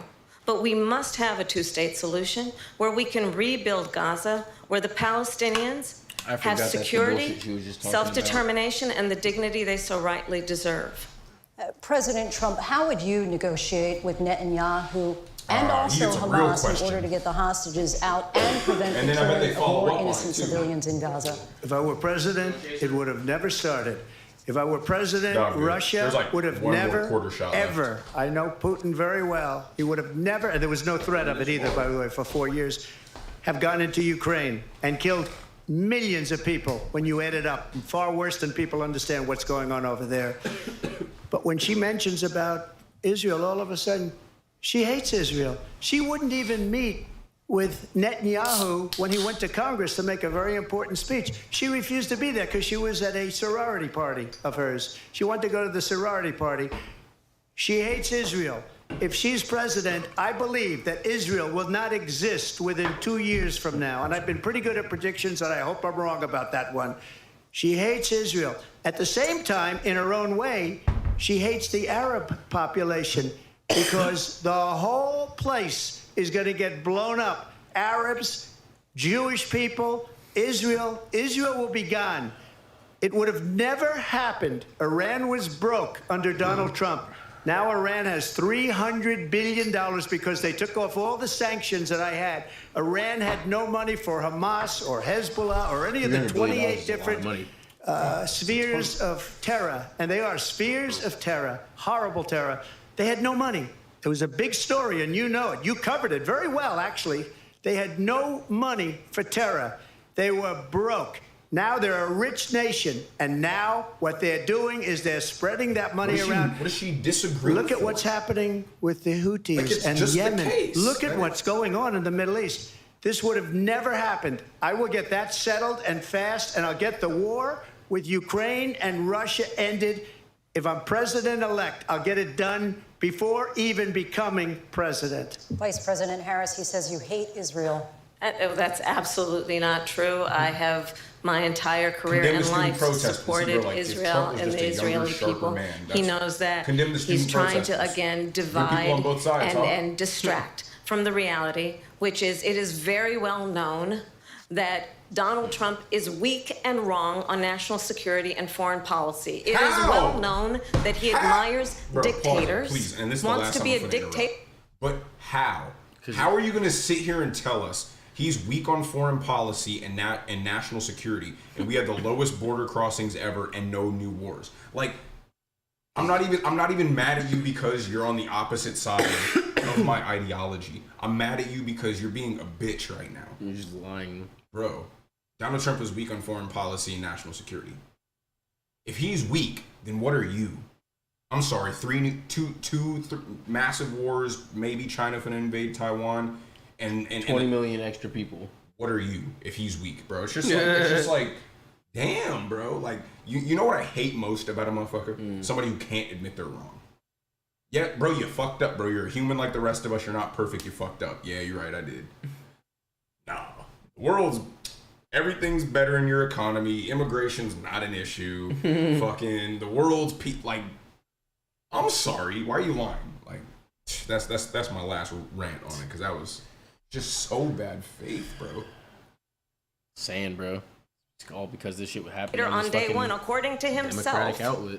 It is well known that he said of Putin that if they would have simply made her answer questions the way they made him answer questions, I feel like this would have gone a whole different way.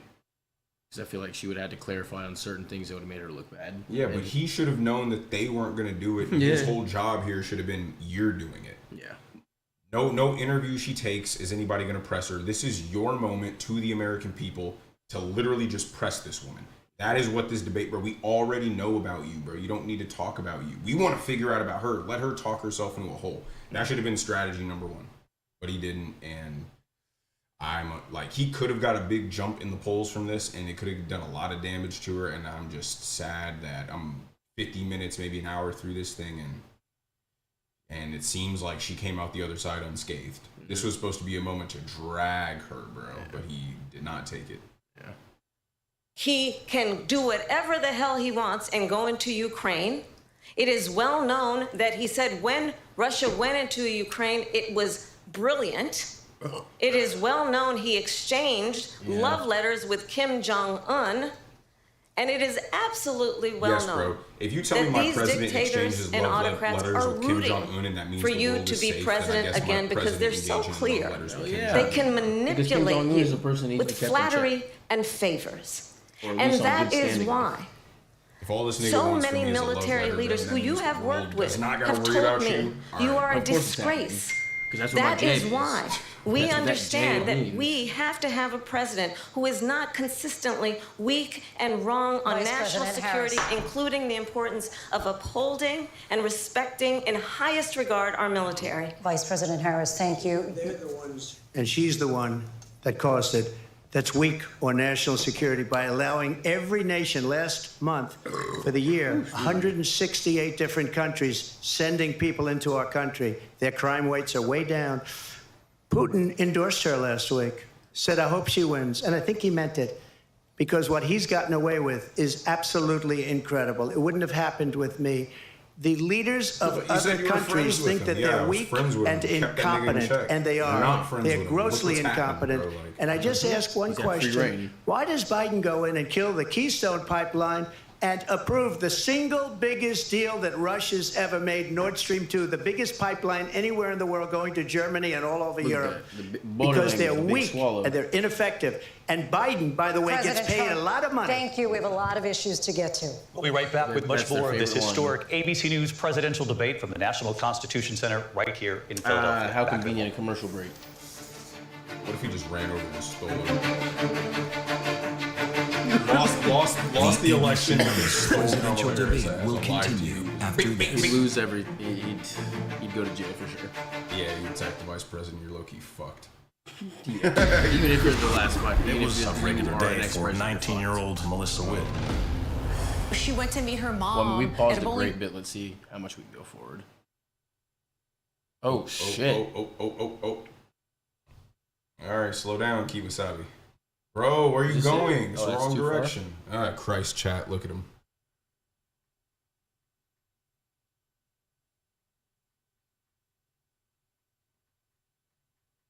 Bro, you know what I was going to buy us tickets to? Matt Walsh's Am I Racist?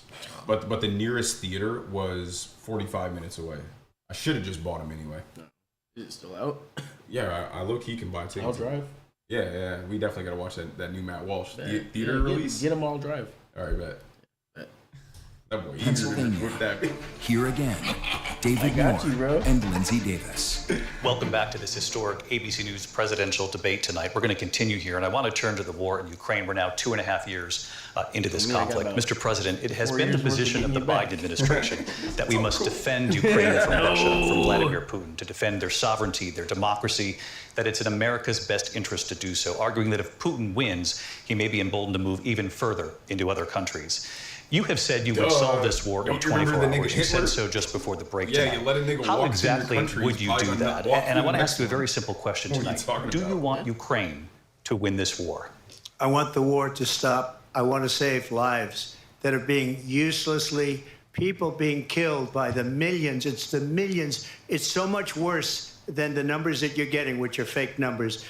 Look, we're in for 250 billion or more, because they don't ask Europe, which is a much bigger beneficiary to getting this thing done than we are.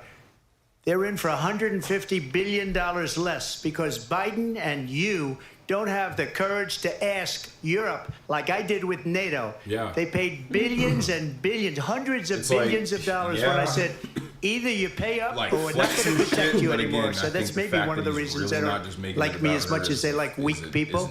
But you take a look at what's happening. We're in for 250 to 275 billion. They're into 100 to 150. They should be forced to equalize. With that being said, I want to get the war settled. I know Zelensky very well, and I know Putin very well. I have a good relationship, and they respect your president, okay? They respect me. They don't respect Biden. How would you respect him? Why? For what reason?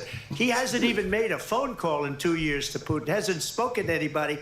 They don't even try and get it. That is a war that's dying to be settled. I will get it settled before I even become president. If I win, when I'm president-elect, and what I'll do is I'll speak to one, I'll speak to the other, I'll get them together. That war would have never happened. And in fact, when I saw Putin after I left, unfortunately left because our country has gone to hell, but after I left, when I saw him building up soldiers, he did it after I left, I said, oh, He must be negotiating. It must be a good, strong point of negotiation.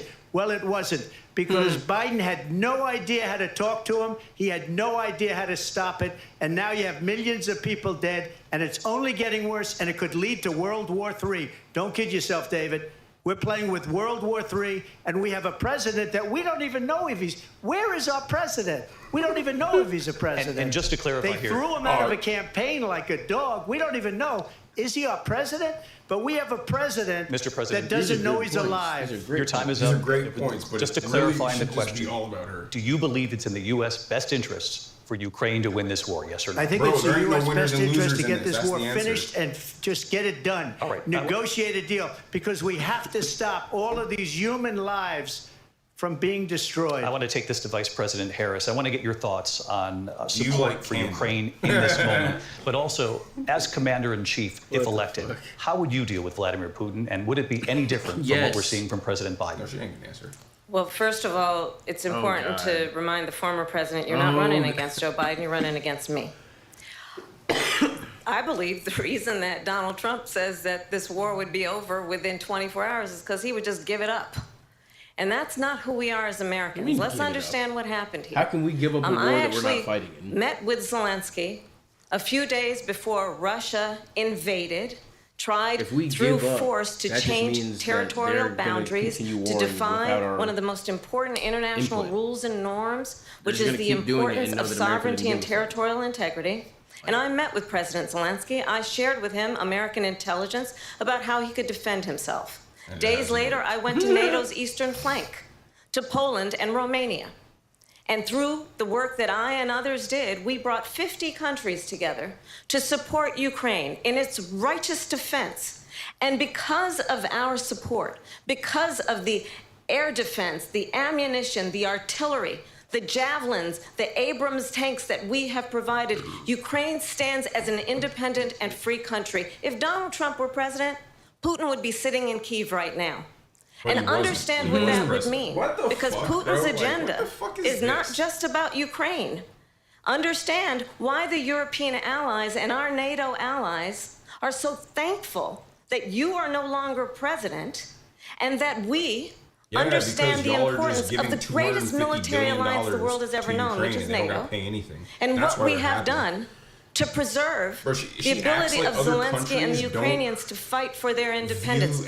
Otherwise, Putin would be sitting in Kyiv with his eyes on the rest of Europe, starting with Poland. And why don't you tell the 800,000 Polish Americans right here in Pennsylvania how quickly you would give up for the sake of favor and what you think is a friendship with what is known to be a dictator who would eat you for lunch. What are you talking about, you dumbass? Vice President Harris, thank you. We've heard from both of you on Ukraine tonight. Afghanistan came up in the last hour. Didn't hear shit from I wanted her to respond to something you said earlier. And how would you negotiate? Please, I'll give you a minute here. That was her answer. Putin would be sitting in Moscow, and he wouldn't have lost 300,000 men and women, but he would have been sitting in Moscow.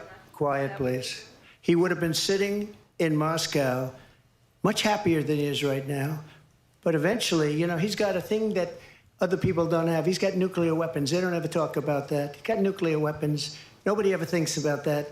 And eventually, maybe he'll use them, and maybe he hasn't been that threatening, but he does have that. Something we don't even like to talk about. Nobody likes to talk about it. But just so you understand, they sent her to negotiate peace before this war started. 3 days later, he went in and he started the war. Because everything they said was weak and stupid. They said the wrong things. That war should have never started. She was the emissary. They sent her in to negotiate with Zelensky and Putin, and she did. And the war started 3 days later. And that's the kind of talent we have with her. She's worse than Biden. In my opinion, I think he's the worst president in the history of our country. She goes down as the worst vice president in the history of our country. But let me tell you something. She is a horrible negotiator. They sent her in to negotiate. As soon as they left, Putin did the invasion. President Trump, thank you. You did bring up something. You said she went to negotiate with Vladimir Putin. Vice President Harris, have you ever met Vladimir Putin? Can you clarify tonight? Yet again, I said at the beginning of this debate, you're going to hear a bunch of lies coming from this fellow. And that is another one. When I went to meet with President Zelensky, I've now met with him over 5 times. The reality is it has been about standing as America always should, as a leader upholding international rules and norms, as a leader who shows strength, understanding that the alliances we have around the world are dependent on our ability to look out for our friends and not favor our enemies because you adore strongmen instead of caring about democracy. And that is very much what is at stake here. The President of the United States is commander-in-chief. And the American people have a right to rely on a president who understands the significance of America's role and responsibility in terms of ensuring that there is stability and ensuring we stand up for our principles and not sell them for the benefit of personal flattery. We've talked about Ukraine and Vladimir Putin. I do want to talk about Afghanistan. It came up in the first hour of this debate. I want to move on to Afghanistan. Said Trump did the most amazing thing I've ever seen. He got these countries, the 28 countries at the time, to pay up. He said, I've never seen, he's the head of NATO. He said, I've never seen. For years, we were paying almost all of NATO. We were being ripped off by European nations, both on trade and on NATO. I got them to pay up by saying one of the statements you made before, if you don't pay, we're not going to protect you. Otherwise, we would have never gotten it. He said it was one of the most incredible jobs that he's ever seen done. Thank you. I want to turn to Afghanistan. It came up in the first hour of the debate, and we witnessed a poignant moment today on Capitol Hill, honoring the soldiers who died in the chaotic withdrawal from Afghanistan. I do want to ask the Vice President, do you believe you bear any responsibility in the way that withdrawal played out? Yes or no? Well, I will tell you, I agreed with President Biden's decision to pull out of Afghanistan. Yes. 4 presidents said they would, and Joe Biden did. So yes. And as a result, America's taxpayers are not paying the $300 million a day we were paying for that endless war. And as of today, there is not one member of the United States military who is in active duty in a combat zone in any war zone around the world, the first time this century. But let's understand how we got to where we are. Donald Trump, when he was president, negotiated one of the weakest deals you can imagine. He calls himself a deal maker. Even his national security advisor said it was a weak, terrible deal. And here's how it went down. He bypassed the Afghan government. He negotiated directly with a terrorist organization called the Taliban.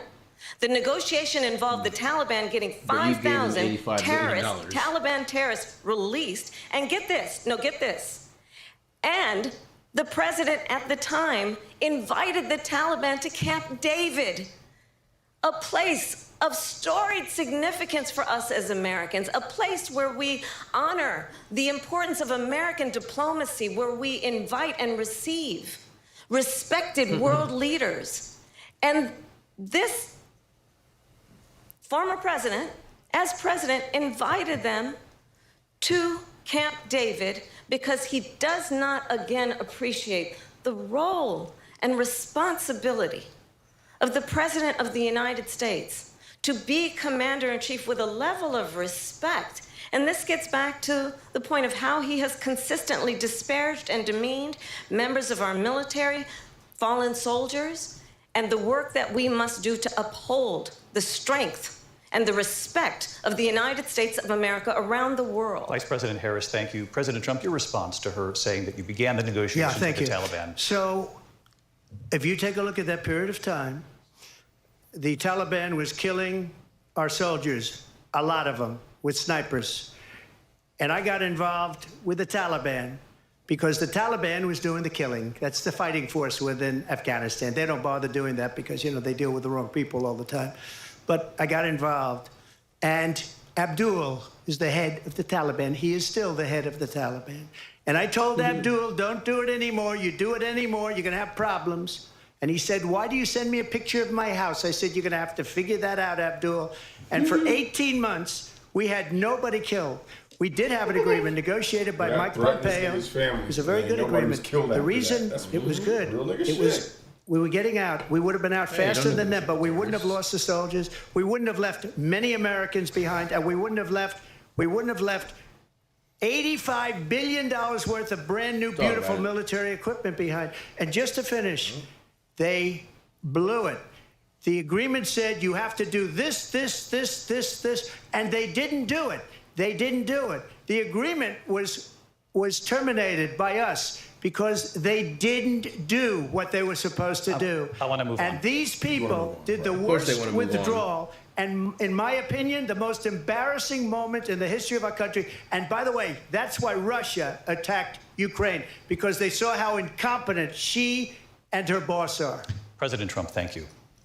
I want to move on now to race and politics in this country. Mr. President, you recently said of Vice President Harris, quote, "I didn't know she was black until a number of years ago when she happened to turn black, and now she wants to be known as black." I want to ask a bigger picture question here tonight. Why do you believe it's appropriate to weigh in on the racial identity of your opponent? I don't, and I don't care. I don't care what she is. I don't care. You make a big deal out of something. I couldn't care less. Whatever she wants to be is okay with me. But those were your words, so I'm asking. I don't know. I mean, all I can say is I read where she was not black, that she put out, and I'll say that. And then I read that she was black, and that's okay. Either one was okay with me. That's up to her. That's up to her. Vice President Harris, your thoughts on this? I think it's, I mean, honestly, I think it's a tragedy that we have someone who wants to be president who has consistently, over the course of his career, attempted to use race to divide the American people. You know, I do believe that the vast majority of us know that we have so much more in common than what separates us, and we don't want this kind of approach that is just constantly trying to divide us, and especially by race. And let's remember how Donald Trump started. He was that was divisive. He just questioned if you were black. Land, he owned land, he owned buildings. Because I don't like blacks, and he was investigated because he refused to rent property to black families. Let's remember, this is the same individual who took out a full-page ad in the New York Times calling for the execution of 5 young Black and Latino boys who were innocent, the Central Park 5, took out a full-page ad calling for their execution. This is the same individual who spread birther lies about the first black president of the United States. And I think the American people want better than that, want better than this, want someone who understands, as I do, I travel our country. We see in each other a friend. We see in each other a neighbor. We don't want a leader who is constantly trying to have Americans point their fingers at each other. So if I I'm meet your neighbor with and I people say all men the can't become time women, who I'm tell sure me, you're not going to be friendly. can we please just have discourse about how we're going to invest in the aspirations and the ambitions and the dreams of the American people? Knowing that regardless of people's color or the language their grandmother speaks, we all have the same dreams and aspirations and want a president who invests in those, not in hate and division. Vice President Harris, thank you. Lindsay? President Trump, this is now your third time. That was like their little ABC. This is the most divisive presidency in the history of our country. There's never been anything like it. They're destroying our country, and they come up with things like what she just said. Going back many, many years, when a lot of people, including Mayor Bloomberg, agreed with me on the Central Park 5, they admitted, they said, they pled guilty. And I said, well, if they pled guilty, they badly hurt a person, killed a person ultimately. And if they pled guilty, then they pled, we're not guilty. But this is a person that has to stretch back years, 40, 50 years ago, because there's nothing now. I built one of the greatest economies in the history of the world, and I'm going to build it again. It's going to be bigger, better, and stronger. But they're destroying our economy. They have no idea what a good economy is. Their oil policies, every single policy. And remember this, she is Biden. You know, she's trying to get away from Biden. I don't know the gentleman, she says. She is Biden. The worst inflation we've ever had, a horrible economy because inflation has made it so bad, and she can't get away with that. Thank you. Time's up. I want to respond. Of course, time's up. I want to just respond briefly. Clearly, I am not Joe Biden, and I am certainly not Donald Trump. And what I do offer is a new generation of leadership for our country. One who believes in what is possible, one who brings a sense of optimism about what we can do instead of always disparaging the American people. I believe in what we can do to strengthen our small businesses, which is why I have a plan. Let's talk about our plans and let's compare the plans. I have a plan to give startup businesses $50,000 tax deduction, to pursue their ambitions, their innovation, their ideas, their hard work. I have a plan, $6,000 for young families for the first year of your child's life, to help you in that most critical stage of your child's development. I have a plan that is about allowing people to be able to pursue what has been fleeting in terms of the American dream by offering a help with down payment of $25,000 down payment assistance for first-time home buyers. That's the kind of conversation, I believe, David, that people really want tonight, as opposed to a conversation that is constantly about belittling and name-calling. Let's turn the page Vice President and move Harris, forward. Thank you. Let's turn to policy. President Trump, we have to move on. President Trump. Let's turn to policy, please. She has a plan to defund the police. She has a plan to confiscate everybody's gun. President Trump, she has we do a have to plan move on to to not other allow issues. fracking in Pennsylvania or anywhere else. Okay. That's what her plan is until just recently. I just need Lindsay, to go ahead. respond because Trump, the President former Trump. president has said No, I'm something sorry. twice that I need to No, respond to. I'm sorry. We're going to move on, Vice President Harris. President Trump, this is now your third time running for president. You have long vowed to repeal and replace the Affordable Care Act, also known as Obamacare. You have failed to accomplish that. You now say you're going to keep Obamacare, quote, unless we can do something much better.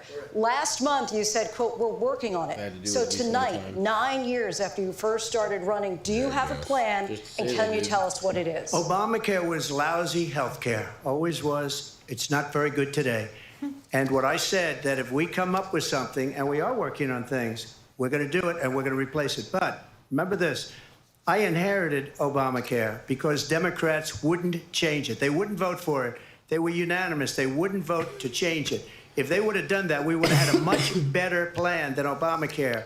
But the Democrats came up. They wouldn't vote for it. I had a choice to make when I was president.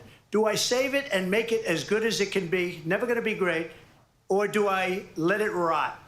And I felt I had an obligation, even though politically it would have been good to just let it rot and let it go away. I decided, and I told my people, the top people, and they're very good people. I have a lot of good people in that administration. We read about the bad ones. We had some real bad ones, too, and so do they. They have really bad ones. The difference is they don't get rid of them. But let me just explain. Really good people. I had a choice to make. Do I save it and make it as good as it can be, or do I let it rot? And I saved it. I did the right thing. But it's still never going to be great, and it's too expensive for people. And what we will do is we're looking at different plans. If we can come up with a plan that's going to cost our people, our population, less money and be better health care than Obamacare, then I would absolutely do it. But until then, I'd run it as good as it can be run. So just a yes or no, you still do not have a plan? I have concepts of a plan. I'm not president right now. But if we come up with something, I would only change it if we come up with something that's better and less expensive. And there are concepts and options we have to do that. And you'll be hearing about it in the not-too-distant future. Vice President Harris, in 2017, you supported Bernie Sanders' proposal to do away with private insurance and create a government-run healthcare system. 2 years later, you proposed a plan that included a private insurance option. What is your plan today? Well, first of all, I absolutely support, and over the last 4 years as vice president, private healthcare options. But what we need to do is maintain and grow the Affordable Care Act. But I'll get to that, Lindsay. I just need to respond to a previous point that the former president has made. I've made very clear my position on fracking. And then this business about taking everyone's guns away. Tim Walz and I are both gun owners. We're not taking anybody's guns away. So stop with the continuous lying about this stuff. That was the case. As it relates to the Affordable Care Act, understand, just look at the history to know where people stand. When Donald Trump was president, 60 times he tried to get rid of the Affordable Care Act. 60 times. I was a senator at the time when I will never forget the early morning hours when it was up for a vote in the United States Senate. And the late, great John McCain who you have disparaged as being, you don't like him, you said at the time, because he got caught. He was an American hero. The late, great John McCain, I will never forget that night, walked onto the Senate floor and said, no, you don't. No, you don't. No, you don't get rid of the Affordable Care Act. You have no plan. And what the Affordable Care Act has done is eliminate the ability of insurance companies to deny people with pre-existing conditions. I don't have to tell the people watching tonight, you remember what that was like? Remember when an insurance company could deny if a child had asthma, if someone was a breast cancer survivor, if a grandparent had diabetes? And thankfully, as I've been vice president, and we over the last 4 years have strengthened the Affordable Care Act, we have allowed for the first time Medicare to negotiate drug prices on behalf of you, the American people. Donald Trump said he was going to allow Medicare to negotiate drug prices. He never did. We did. And now we have capped the cost of insulin at $35 a month. Since I've been vice president, we have capped the cost of prescription medication for seniors at $2,000 a year. And when I am president, we will do that for all people, understanding that the value I bring to this is that access to health care should be a right and not just a privilege of those who can afford it. And the plan has to be to strengthen the Affordable Care Act, not get rid of it, pass this prologue in terms of where Donald Trump stands on that. I want to move to an issue that's important for a lot of... She made a mistake. Number one, John McCain fought Obamacare for 10 years. But it wasn't only him. It were all of the Democrats that kept it going. And you know what? We can do much better than Obamacare, much less money. But she won't improve private insurance for people, private medical insurance. That's another thing she doesn't want to get. People are paying privately for insurance that have worked hard and made money, and they want to have private. She wants everybody to be on government insurance where you wait 6 months for an operation that you need immediately. President Trump, thank you. We have another issue that we'd like to get to that's important for a number of Americans, in particular younger voters, and that's climate change. President Trump, with regard to the environment, you say that we have to have clean air and clean water. Vice President Harris, you call climate change an existential threat. The question to you both tonight is, what would you do to fight climate change? And Vice President Harris, we'll start with you. 1 minute for you each. Well, the former president had said that climate change is a hoax. And what we know is that it is very real. You ask anyone who lives in a state who has experienced these extreme weather occurrences, who now is either being denied home insurance or it's being jacked up. You ask anybody who has been the victim of what that means in terms of losing their home, having nowhere to go. We know that we can actually deal with this issue. The young people of America care deeply about this issue.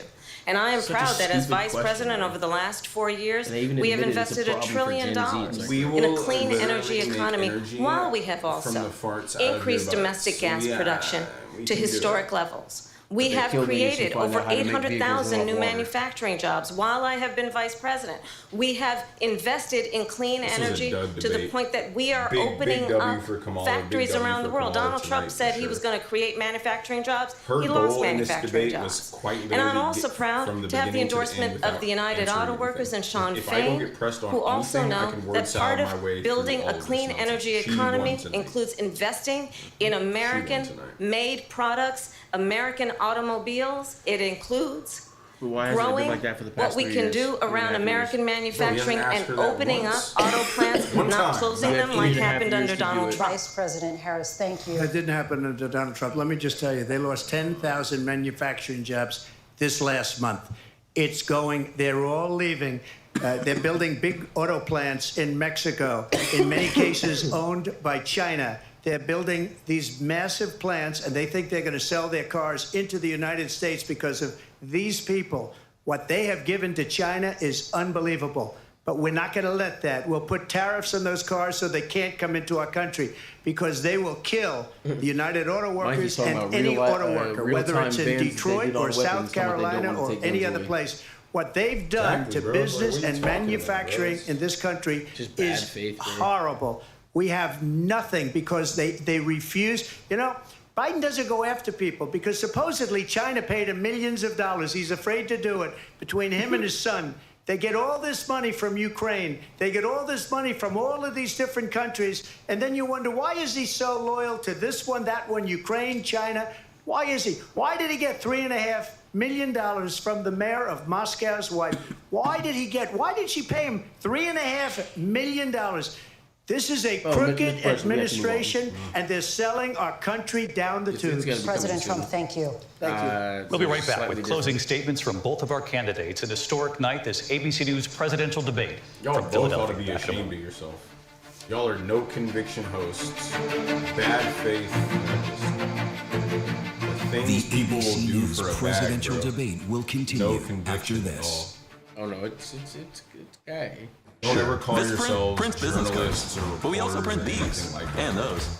And engrave that. We print your brand on everything so customers can notice you, remember you, and fall in love with you. If you need it, we print it with 25% off for new customers at Vistaprint.com. Vote Cheddar Bay 2024 because when Red Lobster's biscuits rise. Oh yeah, we've paused a great deal. It's certainly over. Tonight, the time has come for closing statements, and Vice President Harris, we begin with you. So I think you've heard tonight two very different visions for our country. One that is focused on the future, and the other that is focused on the past, and an attempt to take us backward. You are the past. But we're not going back.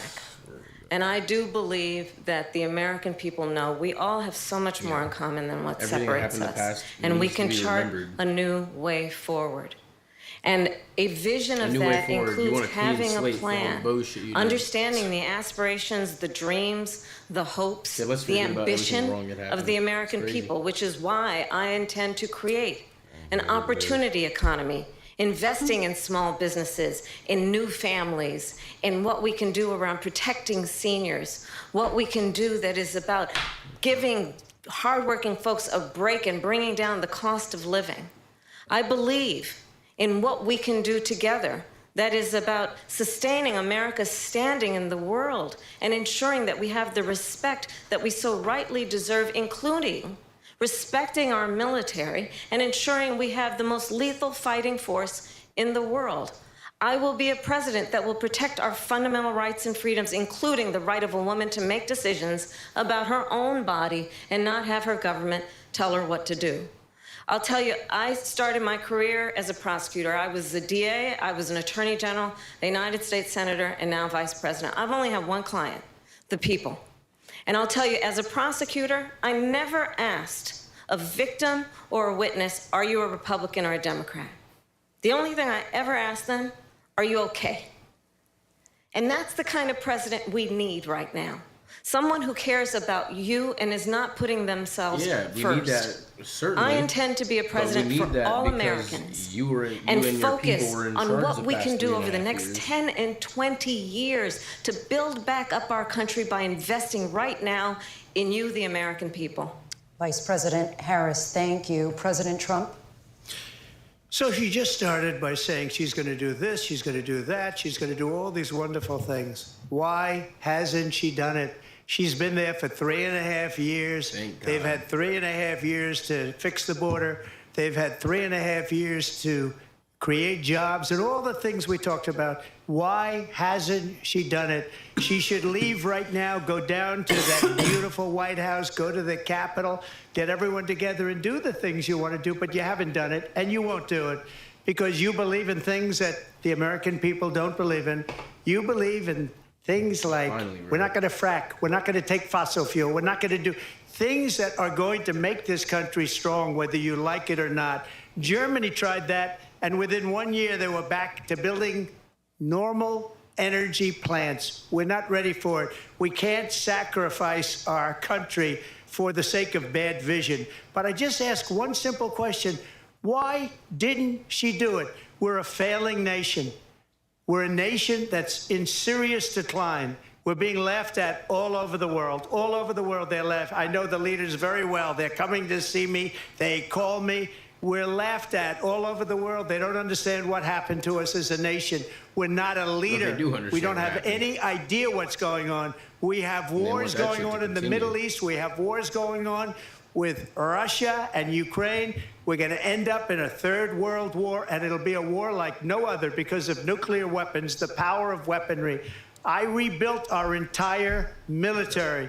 She gave a lot of it away to the Taliban. She gave it to Afghanistan. What these people have done to our country, and maybe toughest of all, is allowing millions of people to come into our country. Many of them are criminals, and they're destroying our country. The worst president, the worst vice president in the history of our country. President Trump, thank you. And that is our ABC News presidential debate from here in Philadelphia at the National Constitution Center. I'm Lindsay Davis. And I'm David Muir. Thank you for watching here in the U.S. and all over the world, and from all of us here at ABC News. His face is so strained right here, like he's very focused, just like tensing his butthole while he's talking. Thank you. And we are here live on ABC with our post-debate comments. I'm Martha Raddatz. It was a lively debate from the economy to abortion to Afghanistan. They had it all, and it was historic. John Carl, fiery. Wow. That was quite a debate. And I'm Jonathan Carl here with, of course, Mary Bruce and Rachel Scott. Our reporters across the news division have been updating our live blog, looking at some of the allegations made back and forth, doing fact checks. You can find all of that on abcnews.com. But I would like to replay the moment at the very start of this debate, because it was quite a moment. The handshake. And if you look, Harris. Let's have a good debate. Thank you. I mean, quite a moment. First of all, because we hadn't seen a handshake. We hadn't seen a handshake in a long time. And she initiated that one. And yeah, she did. not only did she initiate it, she walked over to him and sought him out, put the hands out, and also made the first words. And probably had a plan if he hadn't put his hand out either. Interesting. So more at the bottom line. I think I forgot. Yeah. Clearly what Kamala Harris wanted to do was be the candidate of hope, the candidate of the future.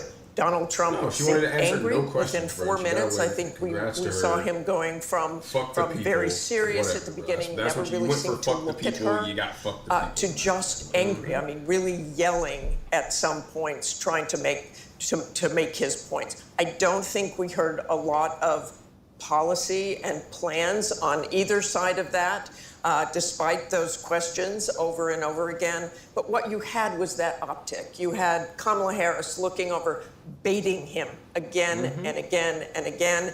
The microphones were muted when they weren't speaking, but many times she didn't need a microphone. You watched Donald Trump get mad and scowl through things. And, you know, John, we were all talking leading up to this about how this would go, what Donald Trump you would see. I think he had a plan for talking about what he saw as a next term, but then he was talking about rumors about people eating their neighbors' pets. So it really devolved into that. I mean, look, Kamala Harris didn't really explain some of the big questions that were out there about why she changed her policy views on so many things. Part of the reason is Donald Trump really was not effective in bringing the debate to her. I agree with you. I think that he looked not just angry, but also rattled. And in contrast, Harris, who, again, much of the world doesn't know, Harris looked like she belonged on the stage, looked like she is somebody that could serve as president. And that is certainly how the campaign is feeling tonight. I can tell you, the Harris campaign feels very good. They feel they had a very strong night, that she was in command, that she did look presidential, and that she was able, they feel, to hold Donald Trump accountable for his actions. And of course, that was their goal going into this, that she would be able to put Donald Trump's record under a microscope. And they feel that the strongest example of that was that exchange on abortion, where she was able really to blame Donald Trump directly to his face. I mean, she said, what you are putting women through is unconscionable. Yes, she goaded him, she flat out trolled him many times, got him off message, but she also talked directly to voters, even inviting them to a Trump rally to underscore that central argument in her campaign that she says he's only out for himself, that she argues she's out for the American people. Rachel? Yeah, well, look, the Trump campaign is going to be seizing on the fact that Vice President Kamala Harris did not do a great job today really explaining her policy shifts, right? And that is what they have been seizing on. They're really trying to define her for voters when voters have a lot of questions about her policy positions. At the same time, though, almost every single thing that Vice President Kamala Harris said tonight got under Trump's skin. And that is exactly what his allies and his advisors did not want to see. I could tell you, I do not think that part of Donald Trump's debate prep was people eating dogs in Springfield or comparing rally sizes. They wanted him to stay focused on the issues, especially the ones that he has an edge on Harris, economy and immigration. I mean, you want to get under Donald Trump's skin, you question the people at his rallies. And that was something else. Martha, you have? I have with us right now Governor Tim Walz, of course, the Democratic vice presidential candidate. Welcome, Governor Walz. How are you feeling? What's your reaction to the debate tonight? She's so good, isn't she? Martha, I'm feeling great because what I knew, and I think so many knew, and now many Americans know, is you saw a president for all America in Kamala Harris. You saw the confidence, you saw the vision, you saw the poise, and you saw the compassion for people, understanding she spoke about an economy that moves us forward, moves all of us forward, lets everybody be a part of it. And she continued to lay that out, whether it's reproductive freedom or how we start small businesses or making home ownership easier. And on the other side, you saw a nearly 80-year-old Donald Trump, angry, unhinged, and as you've been discussing, talking about things that are deeply concerning because they make no impact on the American public. He shouldn't be anywhere near the White House. And I have to tell you, if it weren't so dangerous, it reminds you of an old man yelling at the clouds. That was his thing. Get off my yard. That's what he did all night. Contrast that with the voice of Harris laying out for every matters. So I think country can see what happened tonight. We'll keep pushing forward. That's the way that the country wants to see our politics be. She laid it out clearly. Donald Trump brought nothing tonight. Anger, resentment. Governor Walz, I do want to ask you, she did not answer questions on abortion restrictions. She never really answered that question. Can you clear that up where the Harris-Walz ticket stands on that? Certainly, and you couldn't get any different than this. The reinstitution of Roe versus Wade, what was the law of the land for 52 years. You saw this in there, and him pushing back to the states. She's exactly right. It's people like Amanda in Texas, which everybody saw on the stage in Chicago, nearly bleeding out, having sepsis twice because she can't get the care. She's been absolutely clear on this. Everything Donald Trump said, that is untrue. The clarity of this is Roe. When you have Roe, you have protections in place where women make their own decisions with their health care providers, not Donald Trump. Okay, thanks so very much for joining us, Governor Walz. John? And we have the other side of the ticket. We have Senator J.D. Vance, Donald Trump's running mate, joining us now. Senator Vance, thank you for joining us. Valid thing. It's like, if you know you're pregnant, thanks, John. Appreciate it. And you want to keep it. So I want to get to one part of the debate where you came up. And you know your state doesn't allow Donald Trump was asked if he would veto a national abortion ban.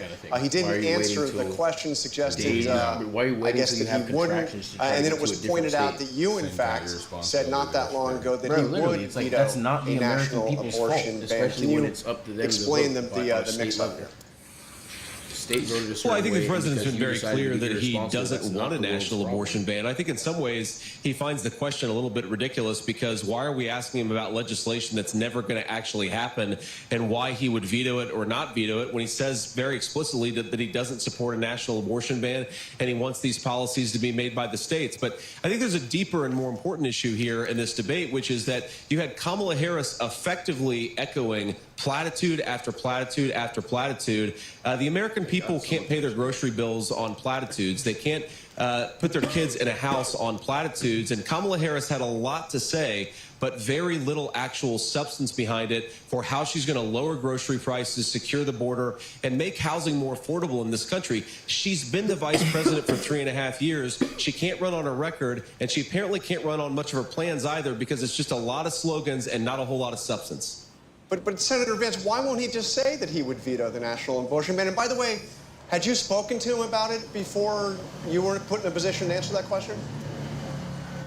No, I hadn't spoken to him about it because, again, Donald Trump thinks the question is absurd because he doesn't support a national abortion ban, and he's been explicit about it. And, John, I think that it's so preposterous for the media to focus so much on an issue where Donald Trump has been crystal clear and not on the fact that people can't afford groceries and housing because of Kamala Harris's policies. This election is actually quite simple, and Kamala Harris and apparently the media would like to distract Americans on issues, by the way, that Donald Trump's been crystal clear about, but they're not talking nearly enough. This debate didn't talk nearly enough about the fact that Americans are struggling because they can't afford groceries, they can't afford housing, and a lot of their kids are dying of fentanyl overdoses because Kamala Harris has let the Mexican drug cartels take over the southern border. This is a disgrace what's going on in our country, John, and we could do so much better if we just had better leadership. We've got the best workers, the most beautiful country, the best natural resources, but Kamala Harris's leadership is squandering the great benefits of this country. It's why we've got to get back to Donald Trump's leadership. Senator, by the way, I asked because he hadn't been crystal clear and he said something different than what you said. That's why I was seeking clarification. But let me ask you about this just very quickly. I heard Donald Trump before this debate describe Kamala Harris as, I'll just read a few of them, a low IQ individual, somebody who doesn't have the mental capacity to be president, really dumb, unable to put two sentences together. Is that what you saw on the stage tonight? John, what I saw was a lot of slogans. I think the American people are smart, and Kamala Harris talks to them like they're children. She repeats these ridiculous platitudes where if you actually think about what she said, you realize that it doesn't make any sense. She talks a lot about her plans, but then her plans, when you analyze the substance, don't make any sense. And more importantly, John, the American people don't get fed on plans. She has been the vice president for 3.5 years. What she can't do, refuses to do, and has no ability to do is to say, I accomplished lower prices because she didn't, or I accomplished lower housing prices because she didn't, or I secured the southern border because she didn't do that. She has failed as vice president, and the fundamental question is, do we want to give her a promotion? I think the answer has to be no, John. All right, Senator Vance, thank you for joining us. Mary. One thing both sides can agree on, this was a consequential night in this race. More reaction when we come back. Stay with us.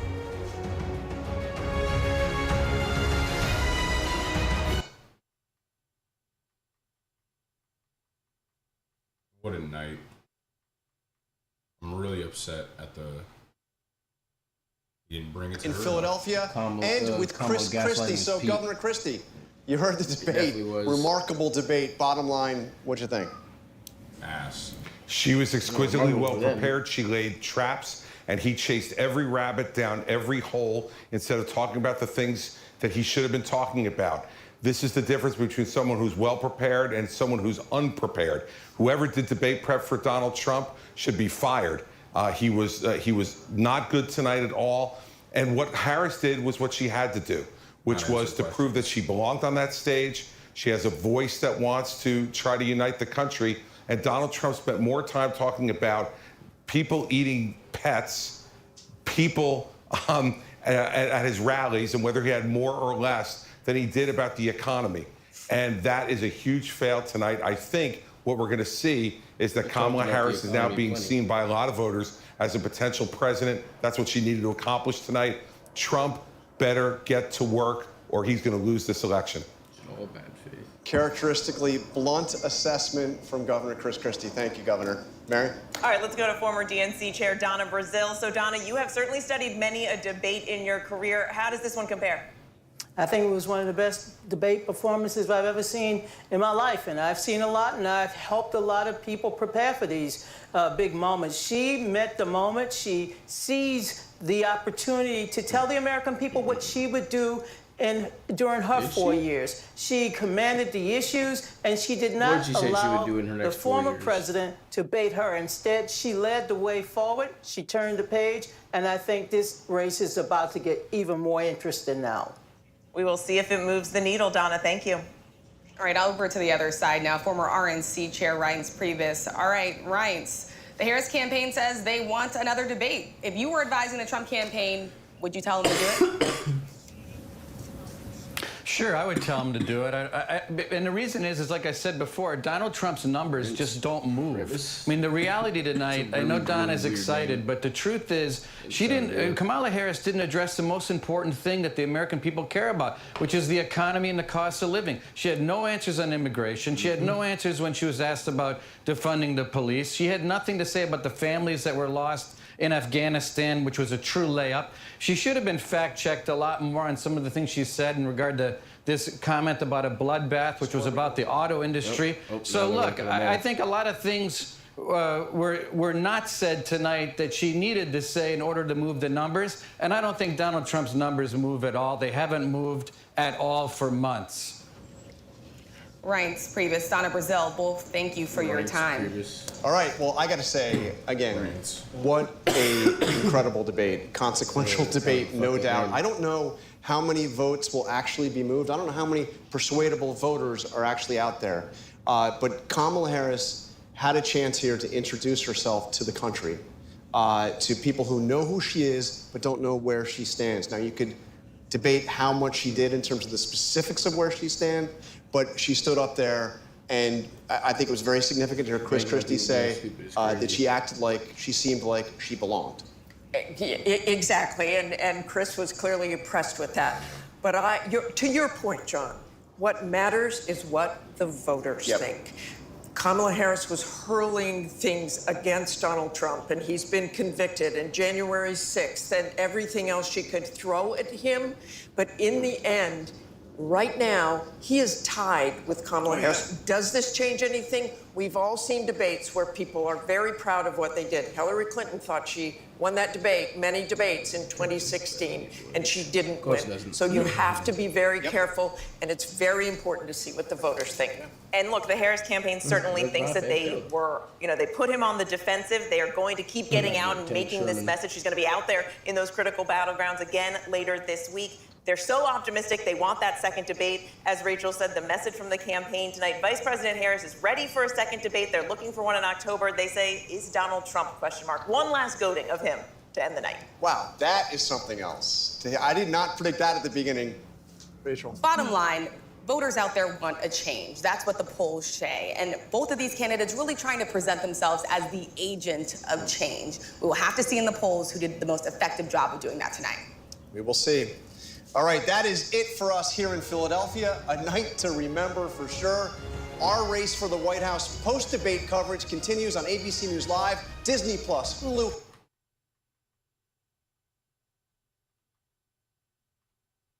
Donald Trump and Vice President Kamala Harris. A pivotal night in a historically close presidential race. It started with a handshake and a nice to see you, but then the candidates held nothing back. Take a look. She was big on defund the police. In Minnesota, she went out, wait a minute, I'm talking now, if you don't mind, please. Is that familiar to you? Does that sound familiar? For 90 minutes, highlighting their vast differences on everything from America's involvement in foreign wars to abortion rights and immigration. The former president promising to strengthen the economy, while Harris offered a vision for a less divided country. We see in each other a friend. We see in each other a neighbor. We don't want a leader who is constantly trying to have Americans point their fingers at each other. And I'm going to build it again. It's going to be bigger, better, and stronger. Our polls showing the race still neck and neck within the margin of error, including in the battleground states. But the question on many people's minds right now is who won the night on this first and likely last face-off in the race for president. We have live team coverage from the National Constitution Center and here in the spin room. We begin with our Jay O'Brien covering it all. Kamala Harris. Tonight, the historic face-off. Vice President Kamala Harris and former President Donald Trump going head-to-head in their first and what will likely be their only debate before Election Day. If she becomes president, this country doesn't have a chance of success. She has no policy. Everything that she believed 3 years ago and 4 years ago is out the window. I'm going to actually do something really unusual, and I'm going to invite you to attend one of Donald Trump's rallies. What you will also notice is that people start leaving his rallies early out of exhaustion and boredom.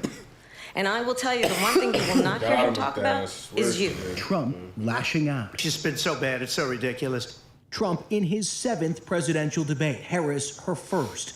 I have talked with military leaders, some of whom worked with you, and they say you're a disgrace. The candidates clashing on major issues like the economy. Let's talk about what Donald Trump left us. Donald Trump left us the worst unemployment since the Great Depression. And what we have done is clean up Donald Trump's mess. I am actually the only person on this stage who has a plan that is about lifting up the middle class and working people of America. I had no inflation, virtually no inflation. They had the highest inflation perhaps in the history of our country, because I've never seen a worse period of time. People can't go out and buy cereal or bacon or eggs or anything else. The people of our country are absolutely dying with what they've done. They've destroyed the economy. Abortion. And I pledge to you, when Congress passes a bill to put back in place the protections of Roe v. Wade, as President of the United States, I will proudly sign it into law. But understand, if Donald Trump were to be reelected, he will sign a national abortion ban. Well, there she goes again. It's a lie. I'm not signing a ban. Now, I believe in the exceptions for rape, incest, and life of the mother. She said she'll go back to Congress. She'll never get the vote. It's impossible for her to get the vote. And immigration. I'm the only person on this stage who has prosecuted transnational criminal organizations for the trafficking of guns, drugs, and human beings. They've destroyed the fabric of our country. Millions of people let in. And all over the world, crime is down. All over the world except here. Crime here is up and through the roof. Harris mentioning Trump's legal woes, including 4 felony indictments and 1 conviction. I think this is so rich, coming from someone who has been prosecuted for national security crimes, economic crimes, election interference, has been found liable for sexual assault, and his next big court appearance is in November at his own criminal sentencing. Trump doubling down on his lies that he won the 2020 election. Are you now acknowledging that you lost in 2020? No, I don't acknowledge that at all. But I you said did that say sarcastically. You know that. It was said, oh, we lost by a whisker. That was said sarcastically. Donald Trump was fired by 81 million people. So let's be clear about that. And clearly he is having a very difficult time processing that. Their differences start making their pitches in a race that poll after poll show is neck and neck. The President of the United States is commander-in-chief, and the American people have a right to rely on a president who understands the significance of America's role and responsibility in terms of ensuring that there is stability and ensuring we stand up for our principles and not sell them for the benefit of personal flattery. I probably took a bullet to the head because of the things that they say about me. They talk about democracy. I'm a threat to democracy. They're the threat to democracy with a fake Russia Plenty of big moments in the debate tonight. So joining us now is former Congressman Cedric Richmond, who's now... Okay, it's over. 10 million. Well, shit. All right, guys. Thank you for watching the debate with us, and tune in next time.